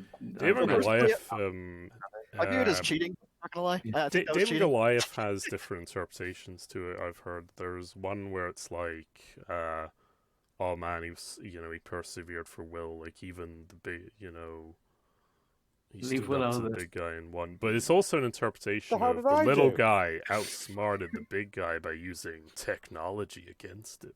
Oh shit! He used a You know better what, Korak? weapon. Like that's the other interpretation. You know what, Korak? He walked Let's right go up to about him, lessons.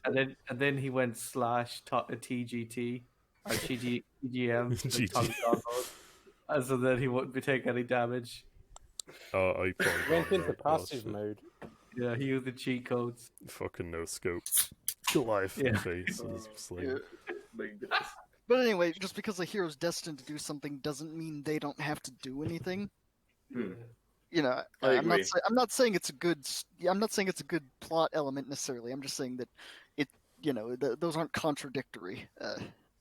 Yeah. You can definitely have a Yes. passive god, I suppose, or deity in a story and make that Like, work. Well, It- the champions of gods are always, it's not, in all kinds of lore, the champion of a god isn't someone who just goes somewhere and then the god does all the work for them, usually. It's someone that the gods enable to do. Yeah, or The choose glorious because deed. they are capable of being molded into someone who can do this and It's that. sometimes a mix, like Odysseus, he gets assistance from the gods, but he also, through his own merits, does a lot of the stuff, but, neither Hmm. alone is exactly it. And especially in terms of fate, like, even if you are fated or by way of prophecy supposed to do something, it doesn't mean that you sit on your ass and you do it automatically. It means that, okay, you lose a bit of your agency or freedom to do things, but you end up with the result, I guess. Basically, you are chosen to, for example, kill the Emperor. Now, what I like about Star Wars is you have the openness. That means that this could be right or wrong. Fuck, that's up to you as the viewer. But still, I will say it's viable. Just removes a bit of agency and freedom. So, let's finish this fucking video now that we've talked about something way more indifferent and guess interesting than whatever's going on here. By a girl who has never used a lightsaber before can beat Kylo Ren in a fight because the Force is seeking balance. Balance it will never reach, but balance that it's seeking all the same. And I Second. Yeah. Right. Okay. So about Ray and the fighting thing. So I'm going to defend Ray just on a minor point.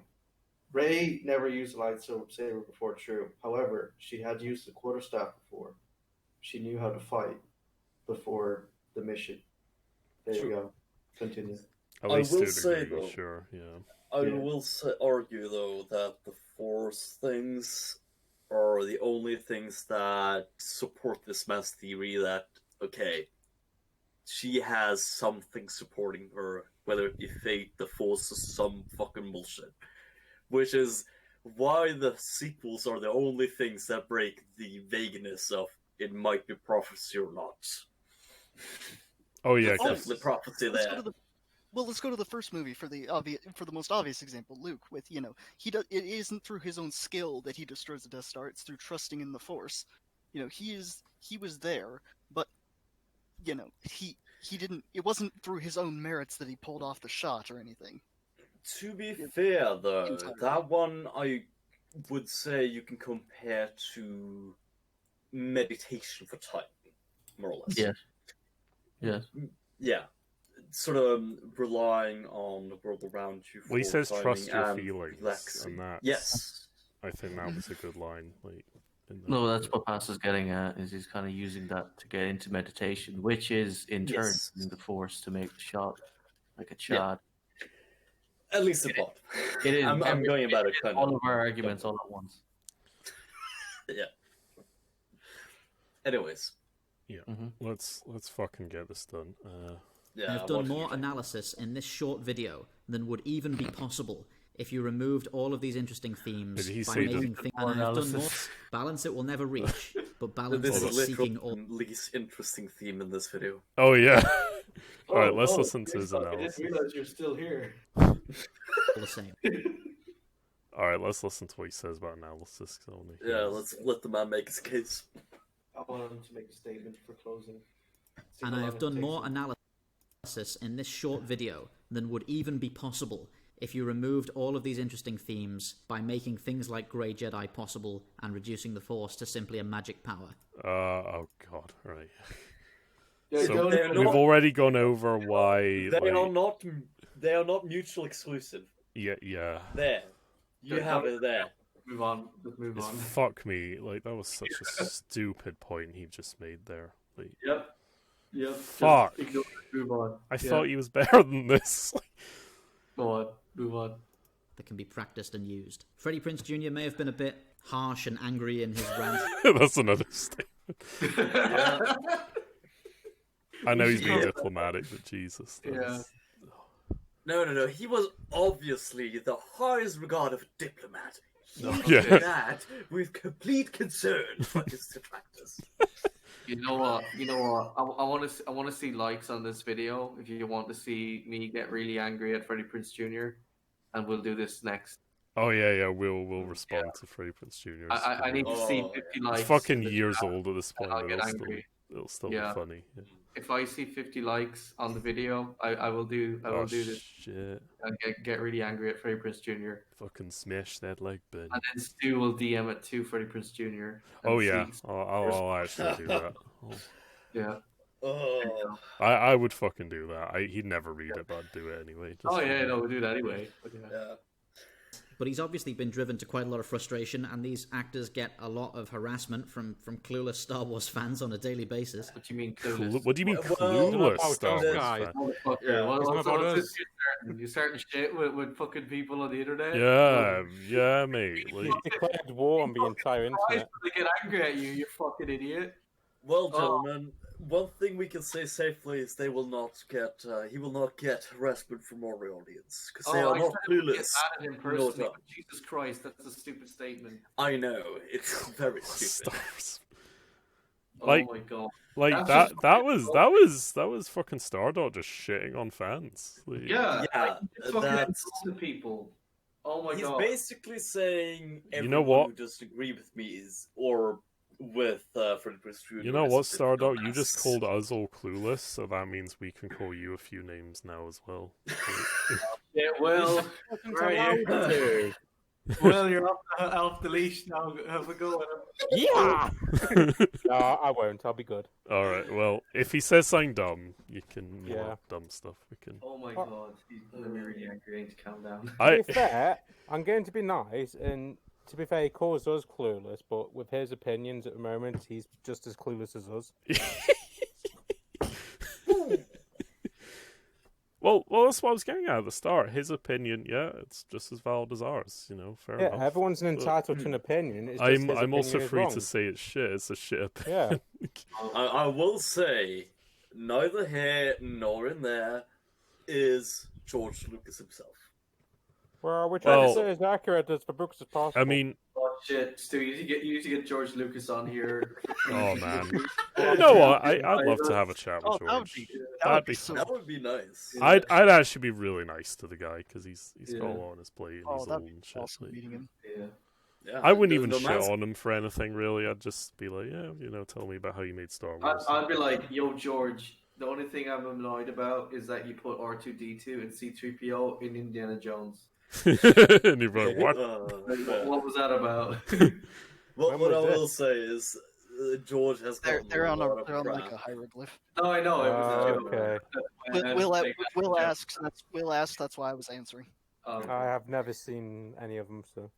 what I will say is George has gotten a lot of crap. He has my respect. Like, damn, dude took a lot of shit. If it wasn't for him, we wouldn't be talking about this crap right now. Yeah, yeah, basically, it's we wouldn't have all these fun magnificent stuff. spaceships, these fun RPG games to play, and fun universe to talk about. And have He fun invented books. Yeah. sci-fi.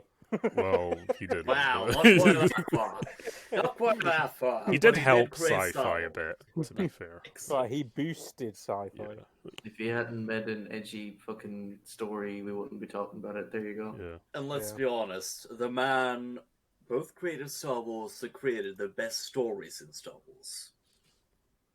You Even know though what? the prequels The movie's were cool. not as refined as they should have been, but that is all we'll say on that. I will not shit on it like the people who made him sell it to Disney.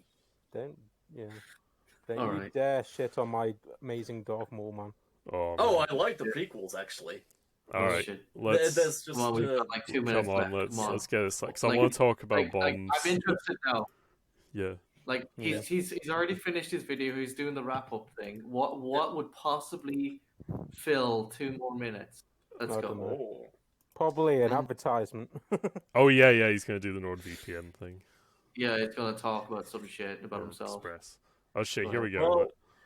This is a man who worked with Dave Filoni, who worked with George Lucas, and he understands what is trying to be said here. Oh, Right, death of the author. Oh, So no. we need to talk about death of the author, right? Hmm. You may very well work with the guy who wrote or helped create the work of art, but that doesn't necessarily mean their interpretation is more valid than the fans. Heck. Like, Especially considering this is an offshoot of. The thing is, if anyone's opinion on this as a creator would be more valid, I'd say George Lucas.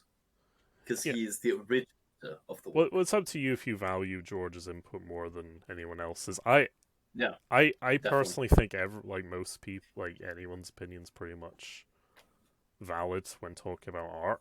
Like, but I certainly because Muller was talking about this, and I kind of agree with Muller. I certainly value what Lucas might have to say about something, but I might not necessarily agree with what he has to say about his own art. Basically, is what I'm getting at. Yeah, See, it's. The other day when I was talking to Leonardo da Vinci, he said that his art was all about this. And it's like, well, I don't True. agree with that. I think his art's actually about this. Yeah. And they're like, oh my Yeah. god, you disagree with the artist Leonardo da Vinci? I'm like, yeah, because I Yeah. took something else away from his art. Yeah, Yeah, it's a personal fucking thing, you know. Just yeah, fucking it's let fuck- people have fun and stop fucking ruining other people's fun. Like, it's weird. yeah. I mean, I wouldn't have this opinion. And granted, some fans should probably not be screaming about stuff on the internet, but you know they're gonna do that anyway. Yeah.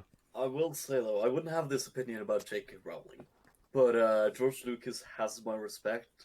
The man had a lot of good ideas. He just needs to be kept in check, like he was in the original trilogy.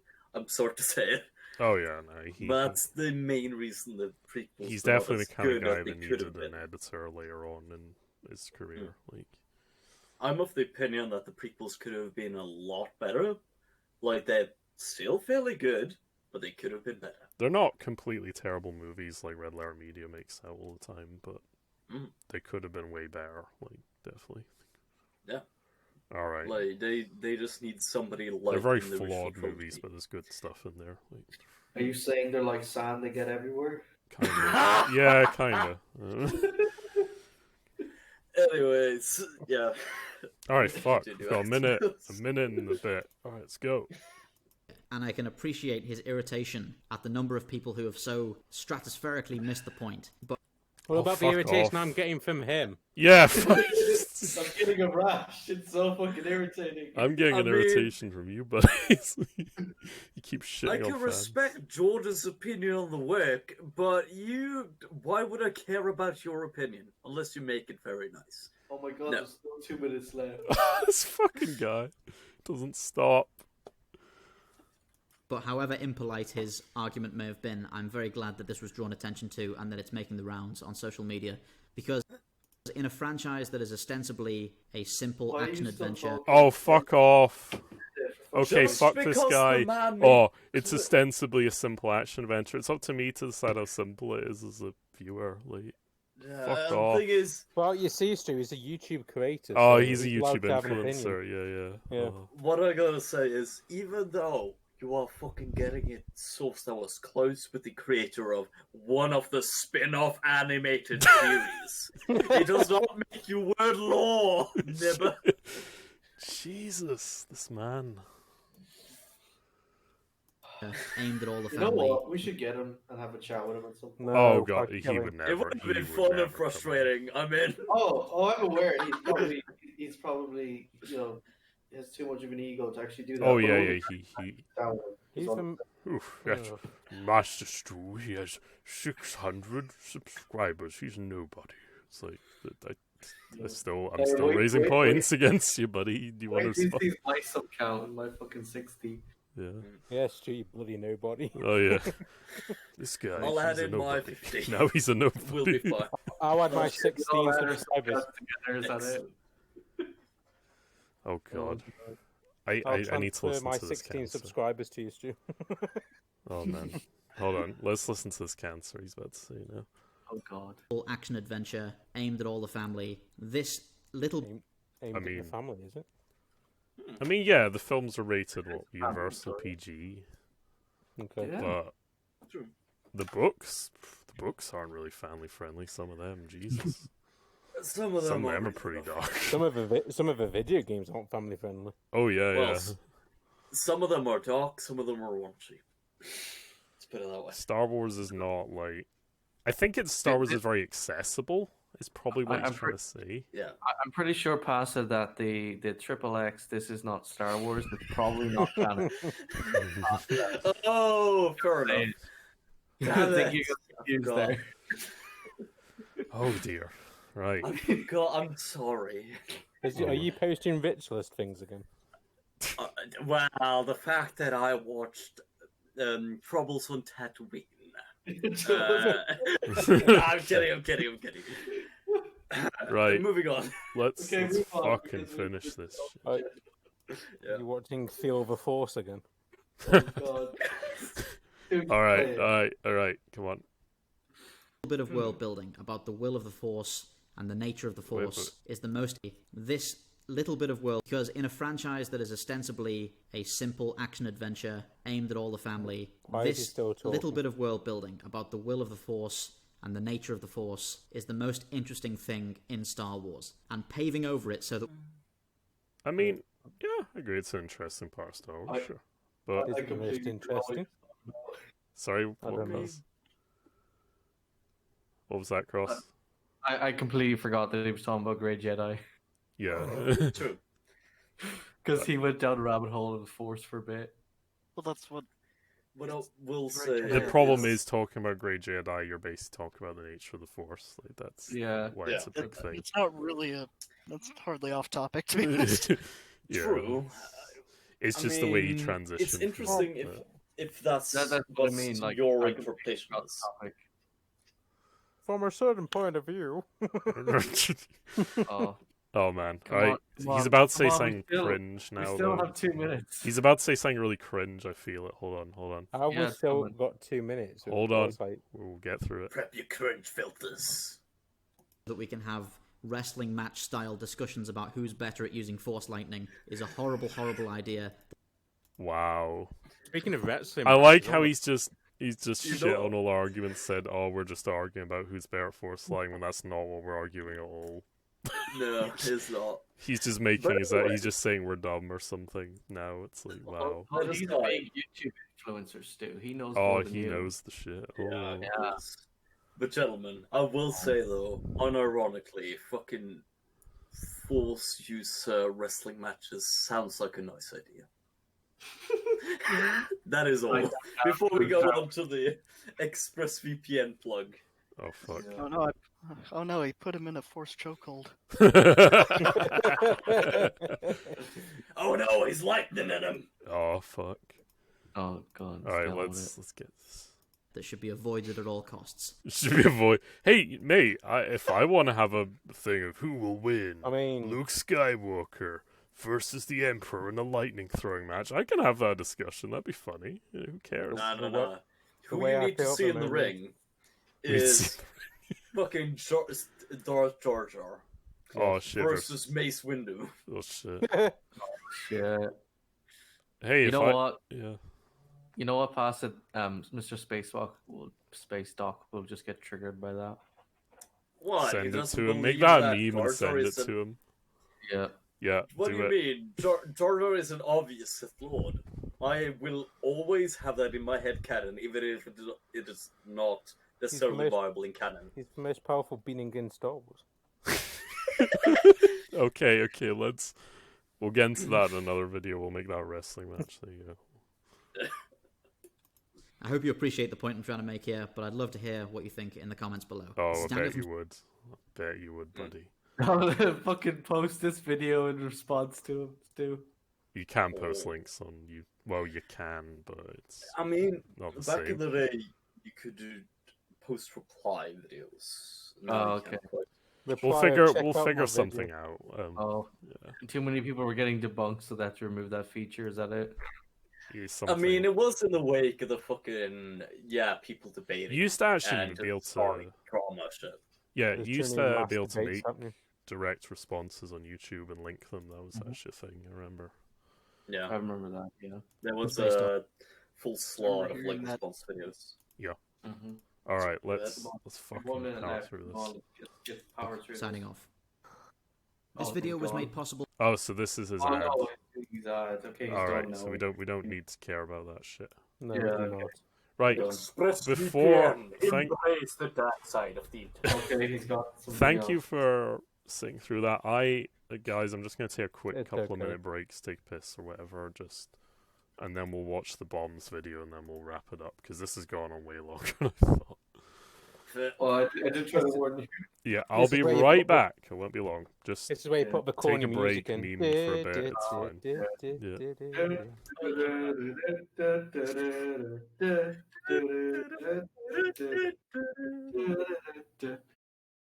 Oh shit! Ritualist wants to join us. Oh god. I mean, sure. I'll be right back too. He's not. He's in the servant. Yeah, he wants to see what we're doing before he joins.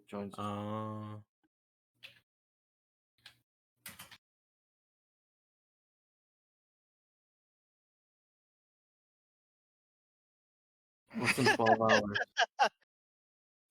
See you in 12 hours. He said we're talking about Star Wars, so he said. Oh, see you in okay. 12 Yeah. hours.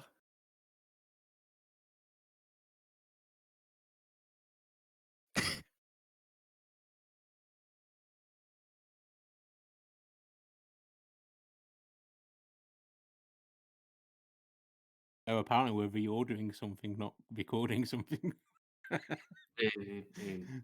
I like that. No, I just find it funny. I make spelling mistakes all the time, so I just find it funny.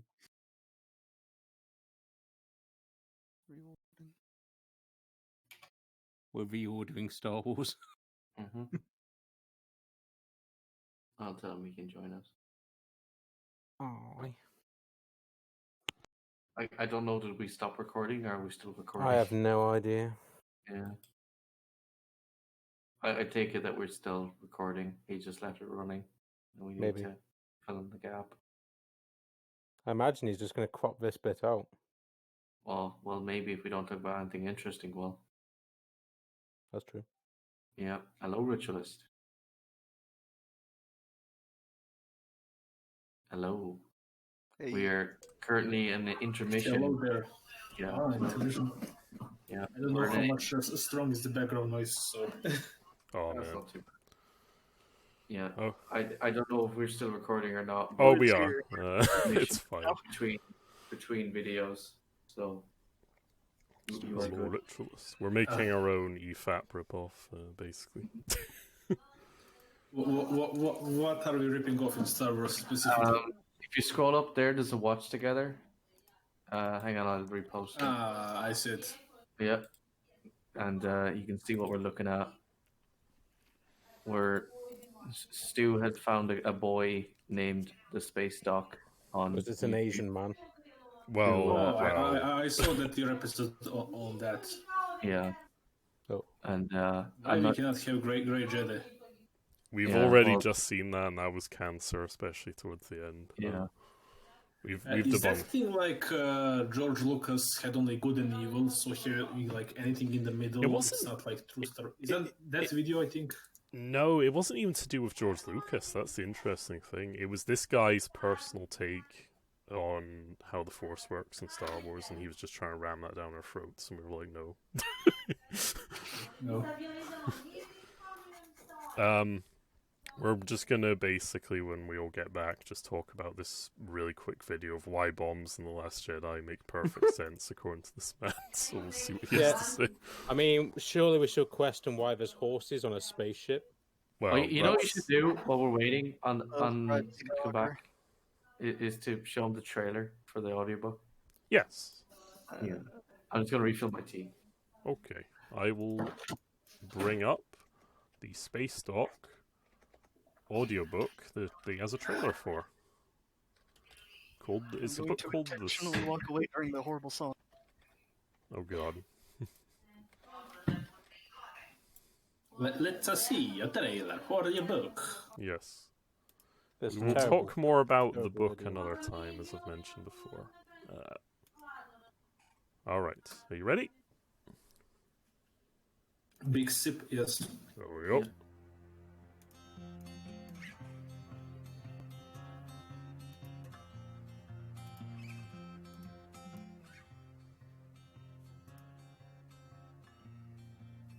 How long can you swallow the pain before it comes round again? And the shadow in the valley will lead you to them, so don't follow.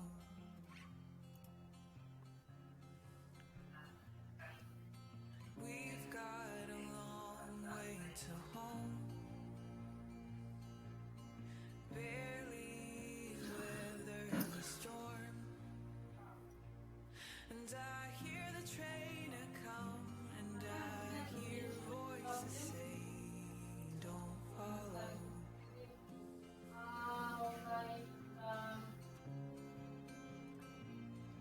Don't follow them down. Don't follow them down.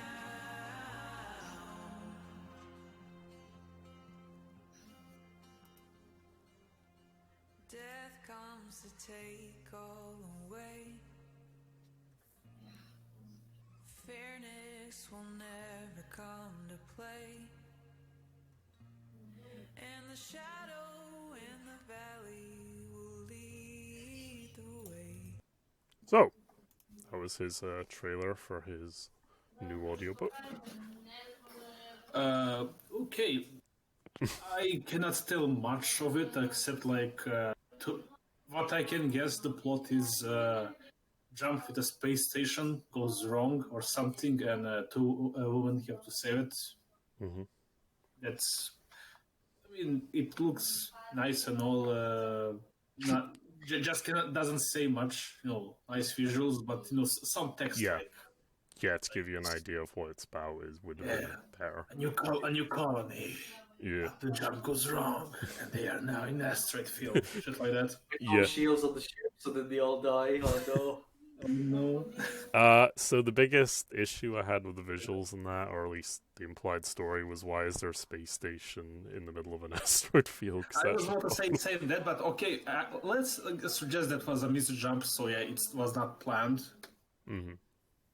Funny thing about asteroid fields, I don't know if you guys know it, asteroid fields are fucking massive.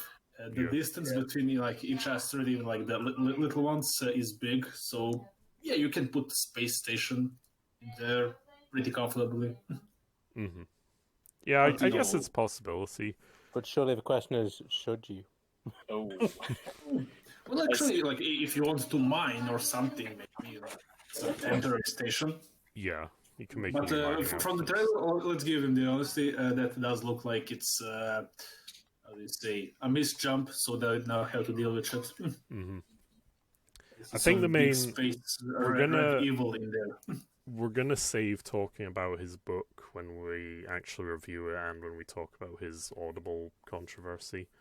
But what I will say for now is I think a lot of our initial impressions of his book was that it seems overly produced, was the impression we got. It's like it's your first book, and you've come out with this fancy visual trailer for an audio drama. Yeah. Like, To I'd add rather to that, hear like, audio from the book to give you an it's idea of just what it's about.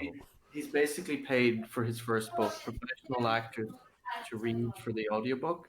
He's animated it, and he's paid for like tons of fucking artwork. And he it's thinks his he's going to first get all book. that money back. Yes, so I mean, he started. I wish I could have that kind of money. So Yeah, so he used his Patreon money to do it, and he thought he was going to get it all back from the sales, and he started a fight with Amazon because he didn't. Yeah. Which I'm not going to talk more about because that is going to be another spicy video we're going to do. That will with be Boss, the spicy hopefully. video that we're going to get boss for. Yeah. Yeah. My main hatred of it, I guess, is that he had an actor in who was supposed to be the chief engineer, and all he did was mainly exposition. Not just about engineering issues, but politics as well. Oh yeah, he had a science advisor. I forgot about that. Yeah, I'm the ship's engineer, but I'm going to talk about Joe Biden for like half an hour. Oh yeah, that was the lore video. Yeah, that character in the universe was. this is year 2028. We achieve space travel, and Joe Biden is ending his second term or something like that. Well, it's not literally Joe Biden, but it's just like he's talking about politics, and it's like, why would this guy be talking about politics? He's an engineer. Yeah. All day dealing with the ship. Surely he has something to say about that. The issue of it is that he trails off to different things rather than keeping it to a concise thing. So he ends up monologuing to himself, not to a character or to a new recruit or anything, about, okay, here's the ship, and now politics. Without any proper... Now an hour and a half of talking about Joe Biden. Oh man. You heard this say that gimmick accounts breaking the gimmick. And like, it's not the politics necessarily that is the issue. It's that it comes up within a context, and it's not like presented as an introduction for something in the universe, even though the character is in the universe when he says it. All right, so, ladies and gentlemen, if we're all ready, let's get through this second video of his. It's mercifully a lot shorter, but hopefully we can get through and wrap this up. So, Yes, sir. let's start. And remember, Ritualist, this is an EFAP mini rip-off kind of thing, so we'll be doing all the pausing and talking about, hang on a minute, and all that. Hang on a minute. Yeah. Stu, I want What? to do the. Actually, Sorry, Cross? I was just gonna say I want to do the. Oh, it's you again. Yeah. Oh, here he is. Are we recording? Oh shit. Yeah, we've always been Oh, recording. we'd already started. Oh, okay. Never We've mind. been No, I never recording stopped. the We've been whole going time. live this whole fucking time. Oh shit. Always have been. Always have been recording. Always has been. Oh no. I thought you Alright. stopped. Never mind. We heard you game for a week. let's Cross. fucking go. Hey everybody, I'm Daniel from Spacedock. Now, I Hey, realized Daniel. The Last Jedi came out ages ago, and everyone has Spacedock. said everything they could possibly want to say about that film. But I I'm here didn't because say there's enough one. about it personally. It was a great film. It was the best film. ever. Continue. Yeah, totally. Oh I man. love loved to hate it. it. I thought it was the best film made ever. Oh. Yeah. I'm mean, sorry. it's I just got in. I didn't realize this was the Kool-Aid Club. Thank you very Kool-Aid. much for telling me. Oh god. What Alright. I will say is the one thing I find admirable about that movie, the one single thing is the aesthetics of the poster. The poster. Bruh. Alright. I mean, the soundtrack's okay. Alright, let's now get into the last. Alright, Oh, let's come on. let's Oh, yeah, fucking go ahead. get through Well, let's this. focus on one part of Last Jedi. Yeah. Yeah, let's focus Thing on the that I'm- topic at hand. Why best bombs part. don't work. Frankly, fed up with explaining to people on Twitter. So I'm Oh damn. Oh no, he has a problem with arguing with people on Twitter. I wonder why Oh, people no. go to Twitter. I'm It's sorry. fucking arguing with but people on Twitter. That's why. I need to quit. It's like heroin. Oh man. I'm sorry, sir, but I hate to explain this to you, but don't argue with people on Twitter. Yeah, it's That not is worth all. it, fam. Yeah. it's just gonna suck out your It's a time. scientific fact. Nobody convinced anybody of anything on Twitter. Yeah. Trump Yeah. learned it the hard way. Oh god. Oh man. Making this video so that I can just link it whenever I need to. Star Wars is full Good for of you. fantastical, unrealistic stuff because it is self-admitted science fantasy. Yeah, Okay. but that doesn't mean Self-admitted. things always have to just not make sense. But what It's would- literally the genre. It's a space wizards for children. People Oh, don't take yeah. it seriously. I Like, mean, I get the sense that he's kind of contradicting himself in that. It doesn't have to make sense because it's space wizards. Also, the Force cannot just be space wizards. any story, if you break immersion, you ruin the story. You can have Red Riding Hood, a story happening, then she pulls out a bazooka. yeah. Oh, but it's about space wizards in the forest. You know, it's like, oh shit, in Germany. It's- Well, the Ewoks. oh man. Oh yeah, no, that's just such a weird thing for him to say. Like, oh god. I mean, It's like well, he's like, oh, it doesn't have to make sense, but here I'm going to explain how it makes sense. It's like, well, Oh yeah, but guys, I'm gonna go and I'm gonna get like a science specialist. oh There you yeah, go. What I will say is, that's the baseline. Yes, a fantasy story set in space. He said But self. that's not all that has become, and think that we is should- not all the context for it. Let's just get into this. 'cause yeah. we're So already- I think Yeah. explain why he's saying that. yeah. And that's fine. And while I myself am not personally a fan of the second and third sequel Then why are you movies, I doing a feel video like about it? Because he wants to dab on us with facts and logic about space bombs and space from bombers. There you go. The Last Jedi tried its best to I execute only some- like the first one, and these two are shit. Yes. agree. Okay, hot take. Continue. I think they're all shit, but let's not get. very That's not exciting that and sort of video. Oh yeah. All right. I'll look at the very exciting. Oh fight yeah, scene. Cross. You should break down this fight scene. Oh, that that's the Shad best did. bit. That's Oh the my best God. fight scene. It's so Oh, horrible. It's fine. God. interesting ideas, but didn't really stick the landing. And The Rise of Skywalker was essentially zero effort narrative flatulence. But there's one thing, one very You know what? We can agree with this guy a little bit here and say these. Oh, movies no. are so- I wouldn't call it flatulence, but sure, okay. All right. specific thing that gets nailed to the wall again and again and again by people online who think they know what they're talking about. Oh shit! There he goes Oh, again. There's him. Self dab. Thank you, Mr. Authority. Yeah, Mr. We Authority. appreciate your recognition that this is bullshit. Mister, I went to an Expanse event and think I'm great now. Yeah, so thank you for that. Please go on with your own bullshit.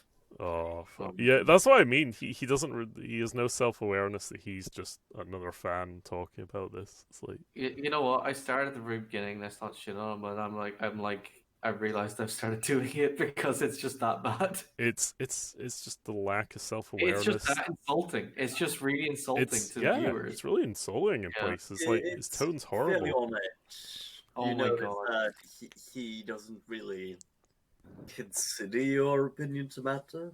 Is at least Yeah, my because his impression. opinion why is more important than yours. Well, why should we consider his opinion? that's what we're getting into with this video. That's exactly what we're talking about. Yeah. All right. Yeah. And that is the Star Fortress bombers from The Last Jedi. If I had £1 for every time somebody sent me a tweet saying there's no gravity in space, they shouldn't have been able to drop those bombs, I wouldn't need to make these videos. I'd be set for life. But you Well, I mean, I don't think it would be. Well, no, of course that would have worked. I mean, they were in an orbit, but Isn't whether or not there- it just doesn't make sense why they had those. it Well, doesn't there's make gravity sense on to the have planet and pull 'em bombs down. function like that in a spacecraft. Yeah, like At least there's a spacecraft. Yeah, it doesn't It's make very sense. situational Yes. because it requires being in a gravity well. But I mean, yeah, whatever. yeah. Yeah. It's- You know what? Anyway. The bombs in The Last Jedi make perfect sense. All right. They don't. Let's Okay. see what he says. Please tell me why. In a world of fantastical nonsense, Oh God. Gonna bring that up. He's gonna say, "Well, the universe is silly, so silly things can happen." Tell me more, tell me more. It would have made more sense if he was arguing that, well, somebody using the Force could probably have made it so that there is gravity in the space that these things are using. So, No, there Yeah, is Leia gravity. did it. No, there is gravity. They're above a planet. But Yeah. the idea that I find stupid is why would you I'm- rely on gravity-based weapons on a spaceship? Yes. Yeah, Why would I you agree with design that. a bomber like that? Yeah, to function like that. especially when It's okay, Because it looks cool. It's cinematically cool. Well, that was It's what fine. Ryan Johnson's justification was. He basically said, "Oh, well, I want it to look like the B-17 Flying Fortresses in World War II, the strategic bombers, because that's Damn. fucking Oh, metal and shit. cool." And I'm like, it's stupid. It's time, guys, to exterminate us. if they had two of these, it would have made a lot more sense. Because okay, there is an established precedent in Star Wars, especially in the Battlefield games, of fucking in orbit battles. Yes. Precedent. Oh yeah, these as atmospheric But bombers having would be this interesting. many of but them. I No. think there was four of them. They got blown up, didn't they? This is the last one. as a There- void there was- craft, no, it's kind of this silly design though. There was quite a few of these, in the scene. In the filming. scene, that's what I mean, yeah. All Yeah. but one survived. All of them Yeah, died. this was the only one that actually got to target. Yeah. Yeah, Yeah, and died. Yeah. yeah. Which It seemed- died while dropping the Which bomb. They seemed like a suicide massive bombed- waste of resources. Like you could have had loads of strike fighters with torpedoes instead that just swarmed the craft and fire. Well, they could have done that, but they They didn't. would They not didn't have do been- that. Self-propelled explosives, go Well- and not sent a bunch of. Oh, Yeah. oh shit! Let's just The get thing into is, this. Yeah, fuck me. Where They were would- the rebel cruisers? they would not have been made null and void if they had fighters instead of these bombers. If they were, say, taking the same fight just a tad bit out of orbit. Where was Gravity-based Gondor? weapons are null in the void. Oh shit! See what you They're did not there. in the middle of nowhere. Where was Gondor? Oh god. God damn it. Let's Yeah, fucking let's, get this shit continue. over with because I'm sick of talking about this guy for today.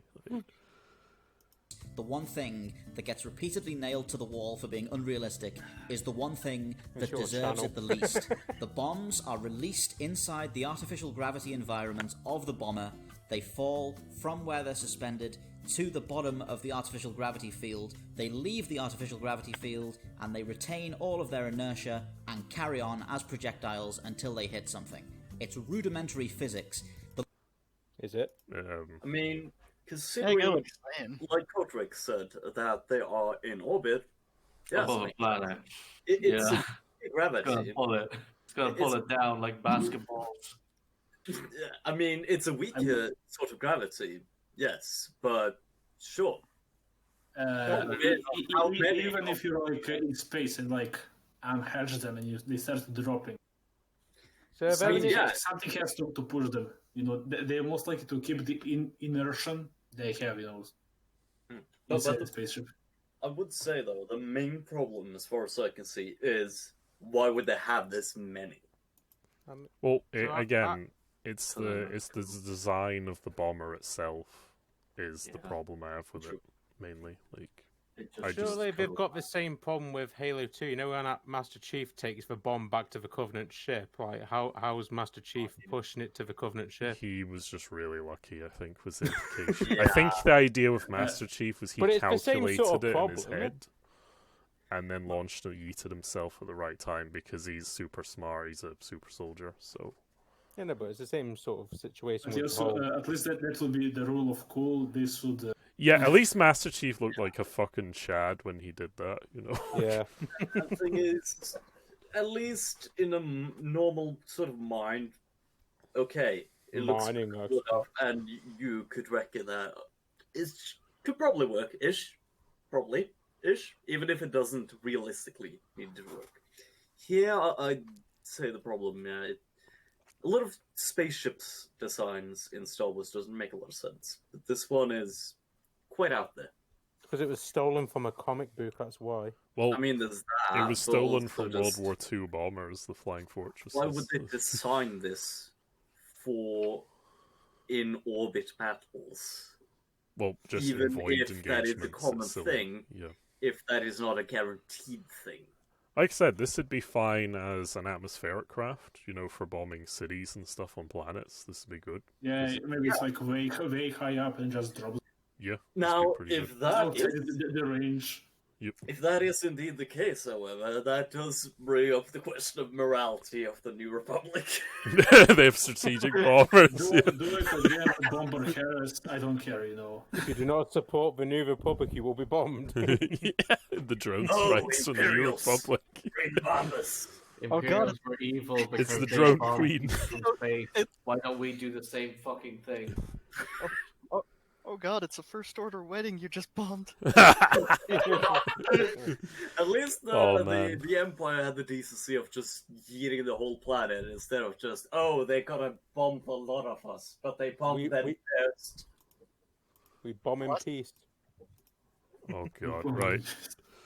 Let's fucking get through this physics. We've got 1 minute 30 left. Come on. The law book even says that they are. The law book says, guys. Why is he quoting Newton's law? Because he's a big-brained intellectual man. Oh my god. This is science and shit, yo. The great codex of space tells us. I mean, gravity is kind of the subject. I know, but none of us are disagreeing about the gravity thing. Yeah. It's Right. the Well, no, craft is none of different. us are. He's arguing against people who are actually so stupid that they don't realize that bombs would fall from high in an atmosphere. Yeah. They're probably the same people that believe in flat Earth, so. Jesus. Oh man. Anyways, All Let's right. move on. probably continue before we start disagreeing with Given things additional that acceleration we by agree with. electromagnetic rails inside the bomb bay. But it wouldn't even matter if they weren't, because they would still build up that speed, they would still carry on towards their target using all of the acceleration they Yeah, I'm fine with that. That's fine. But all right, let's carry Okay, on. you have the rails they push down the. Yeah. Like I'm fine Yeah. with the inertia thing. It's just the whole bomber is silly for a space battle. But built up when they dropped from the top of that bay to the bottom. It makes more sense than everything around it. People can accept a flying planet that eats stars and fires the resultant I don't think people are fine with that. I'm not I fine don't with think we accept them. I mean, I don't it's think the not planets that got morally- blown up accepted it. But what I will say is, thinking of the rails in that thing is, if there was a production failure in even one of those, Oh, it they jammed. could have most of the fucking fleet. Yeah, like one of the bombs hitting the other one, because It's know auto what? bombs. yeah, at least with those, with those Oh types, no, the ship just goes on fire. it definitely implies that the bombs upon impact, even just any impact, go off. If there was a fucking mistake in the rails there, you'd be done for. That's a health risk. I'm impressed. Anyone actually dared to fly one of those? Oh, You yeah. say that, but then there's a scene where she's trying to kick it out because it got stuck. So she's kicking it. Yeah, that's actually part of the scene past. Yeah.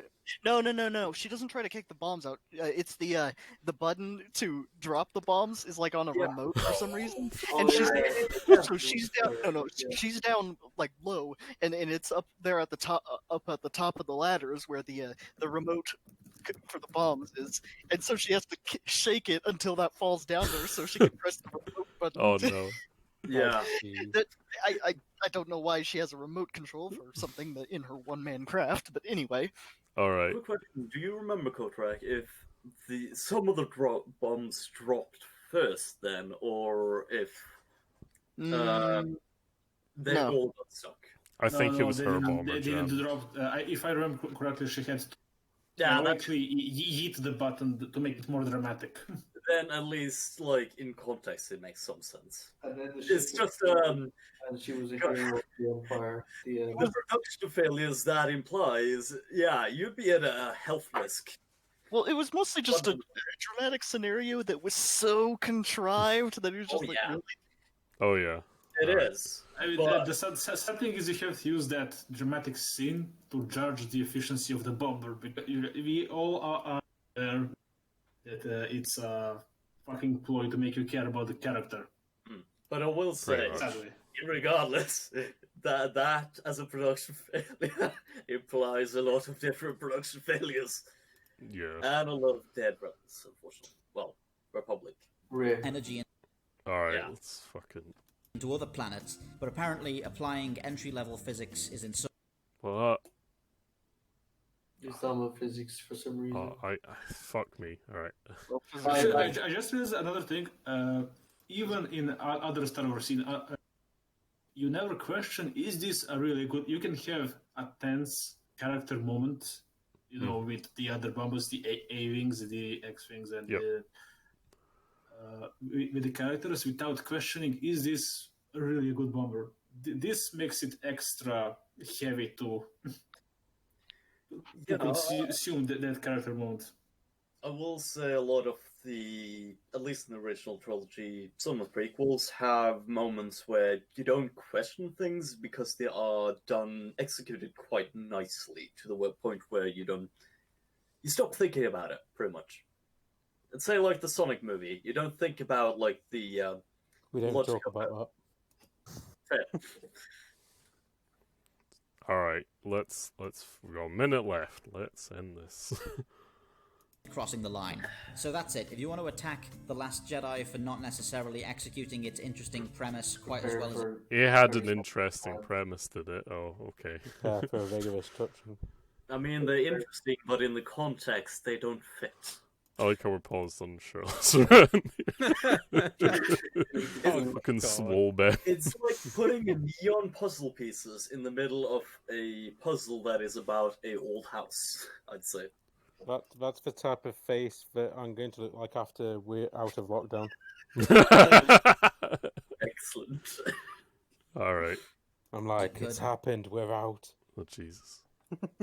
fine. If you want to attack The Rise of Skywalker for having had no effort put into its production whatsoever, fine. If you want to get together and laugh at how I like how he's the authority as well. Yeah, to turn out they're from the mechanic of Mars in the end, Stu. Oh, There you man. go.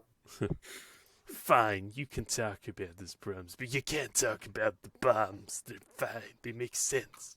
Got it. We don't I mean, know, the but okay. bombs make sense, but the bombers don't. But the craft doesn't. Yeah. Yeah. What happened to the old bombers of the Rebellion? Oh, yeah, the ones that fired torpedoes. Yeah. Yeah. They were fine. I mean, the torpedoes make much more sense in space. Yes. That's what I mean. Like, why wouldn't be using them ones? The gist of it is that Rian Johnson really wanted to subvert all kinds of things with Star Wars, including just the basic I premises. want World War II bombers in space because they're cool guys.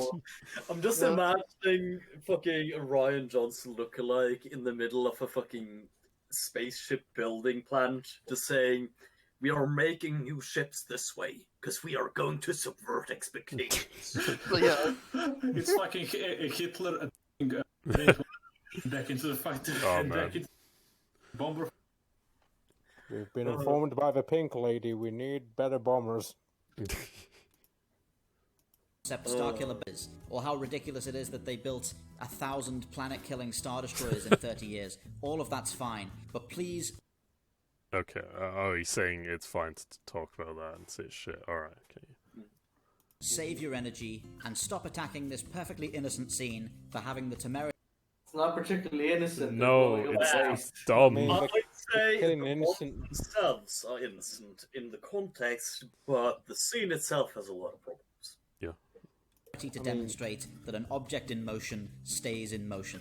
This is Daniel from Spacedock, signing At off. least when it's in orbit. If I'm it's pretty out in sure not every space, single First Order person is working there willingly, so they're probably killing innocent, like, Empire people. Well, what he means by innocent. he's not talking about the conflict is innocent. He's talking about the scene, basically. The Okay. scene. Yeah. basically This- saying It's complete shit of a movie. This one gem. So, if you look at this third between the corn kernels, you can see one diamond, and this is this. Oh man. All right. Well, it's what you were asking, Will. They were indoctrinated as children, so Yeah, but doesn't mean they want to work for the First Order. Well, we'll get into that another time. The efficacy of child soldiers next time. Now that the fucking Daniel has signed off. Let's take the opportunity to fucking escape. I want to see if he before- advertises his Patreon. Just a minute. No, please don't. Let's see what he plugs. Himself. What? Why is he showing Mass Effect? Let it run. I don't know what his name. Stu, it's because he likes the relays. Oh yeah, he Go does, for it. doesn't he? I kid. Bitch in space. Thank you for watching Oh, he was just making a funny. Okay. Okay, it Spacedock. wasn't If you're funny. interested in supporting the channel, please do check out the links on the screen I right don't like now his or in the logo. description What is the Ghost from Destiny logo? Yeah. Don't like it. Fair. below for our Patreon and channel membership services. Anything you can pledge goes towards improving our team and our equipment and allowing You us need to a put lot of together improvement bigger then, and more mate. exciting It video also projects goes for you towards guys more on the audiobook. channel. He fucking has a team. Oh Jesus! All right. Well, Yeah. I You can donate to Master Please Stu's don't fucking make me watch Yeah, another yeah, one of these. donate to my Streamlabs, Ko-Fi, buy me and some. Stu can get more artwork for his team. Oh yeah. Yeah. There you go. My It's team. probably not going to be for a while. Yeah, don't waste your money on him and waste your money on Stu. Yeah. God. Throw that money at Stu. Or cool cross. Or cool. Yeah. Oh, don't advertise me on Stu's video. Why not? Of course. Not. Anyway. Anyways. In all seriousness, thank you everyone for joining us. Do you have any final thoughts before I close us off? No. Oh God, that, please that save was the me. most experience I've ever had. Well, you're gonna get more worse experiences with this Yeah. guy later Oh, on. 'Cause no. we've got more stuff to dive into in the future with him. You're Jesus, forming Rob. a crack team of experts. Oh. We've been doing this. We've been doing this. And prove We you wrong We don't get with paid for science this, unlike EFAP. We've been talking about Spacedock now for 2 hours. Jesus Christ. Yes. Please stop. We're not talking about DSP at least. I mean, Jesus, that was the whole Oh, thing. that'll be fun. DSP's also been taught terrible. to death, so. Uh, All right. Thanks for joining us. Let us know in the comments what you think. Oh, I will. Yeah. Well, Any suggestions for future videos? Stick that in the comments, Yeah. and Stu will answer it. If Yeah. you have any complaints, send them to Scarlet Knight. oh, Okay. And I will deal with them immediately. Yeah. yeah. Also, should Cross, Scarlet Knight, or Stu ever consider doing an audiobook, I will make sure they don't fall in this man's pit traps. Oh shit. Well, Oh shit. Don't be shy about donating to the Patreons. No lens flares. Oh god. oh man. Well, yep. Let us know what you think of the show, how the format work. Is the audio messed up? I'll try and clean up and check if it's too loud when I look at it in post. And yeah, we'll see you all again soon for more videos by this guy and maybe some other videos from different guys because I think we'll get sick of Spacedock eventually. And if I'm already Spacedock's sick. out there, I'm you know, already feel free to sick. contact us. I'm kidding, okay. Oh, fuck's Yeah, sake. remember, 50. If there's 50 likes, I will talk about Freddie Prinze Jr. and Stu can laugh at me as I get really angry. There you go. Yes. Oh, yeah. All right. Yeah. Okie dokie. Thank you very much. We will see you all again soon. Have a good one. Bye. After a bit of Google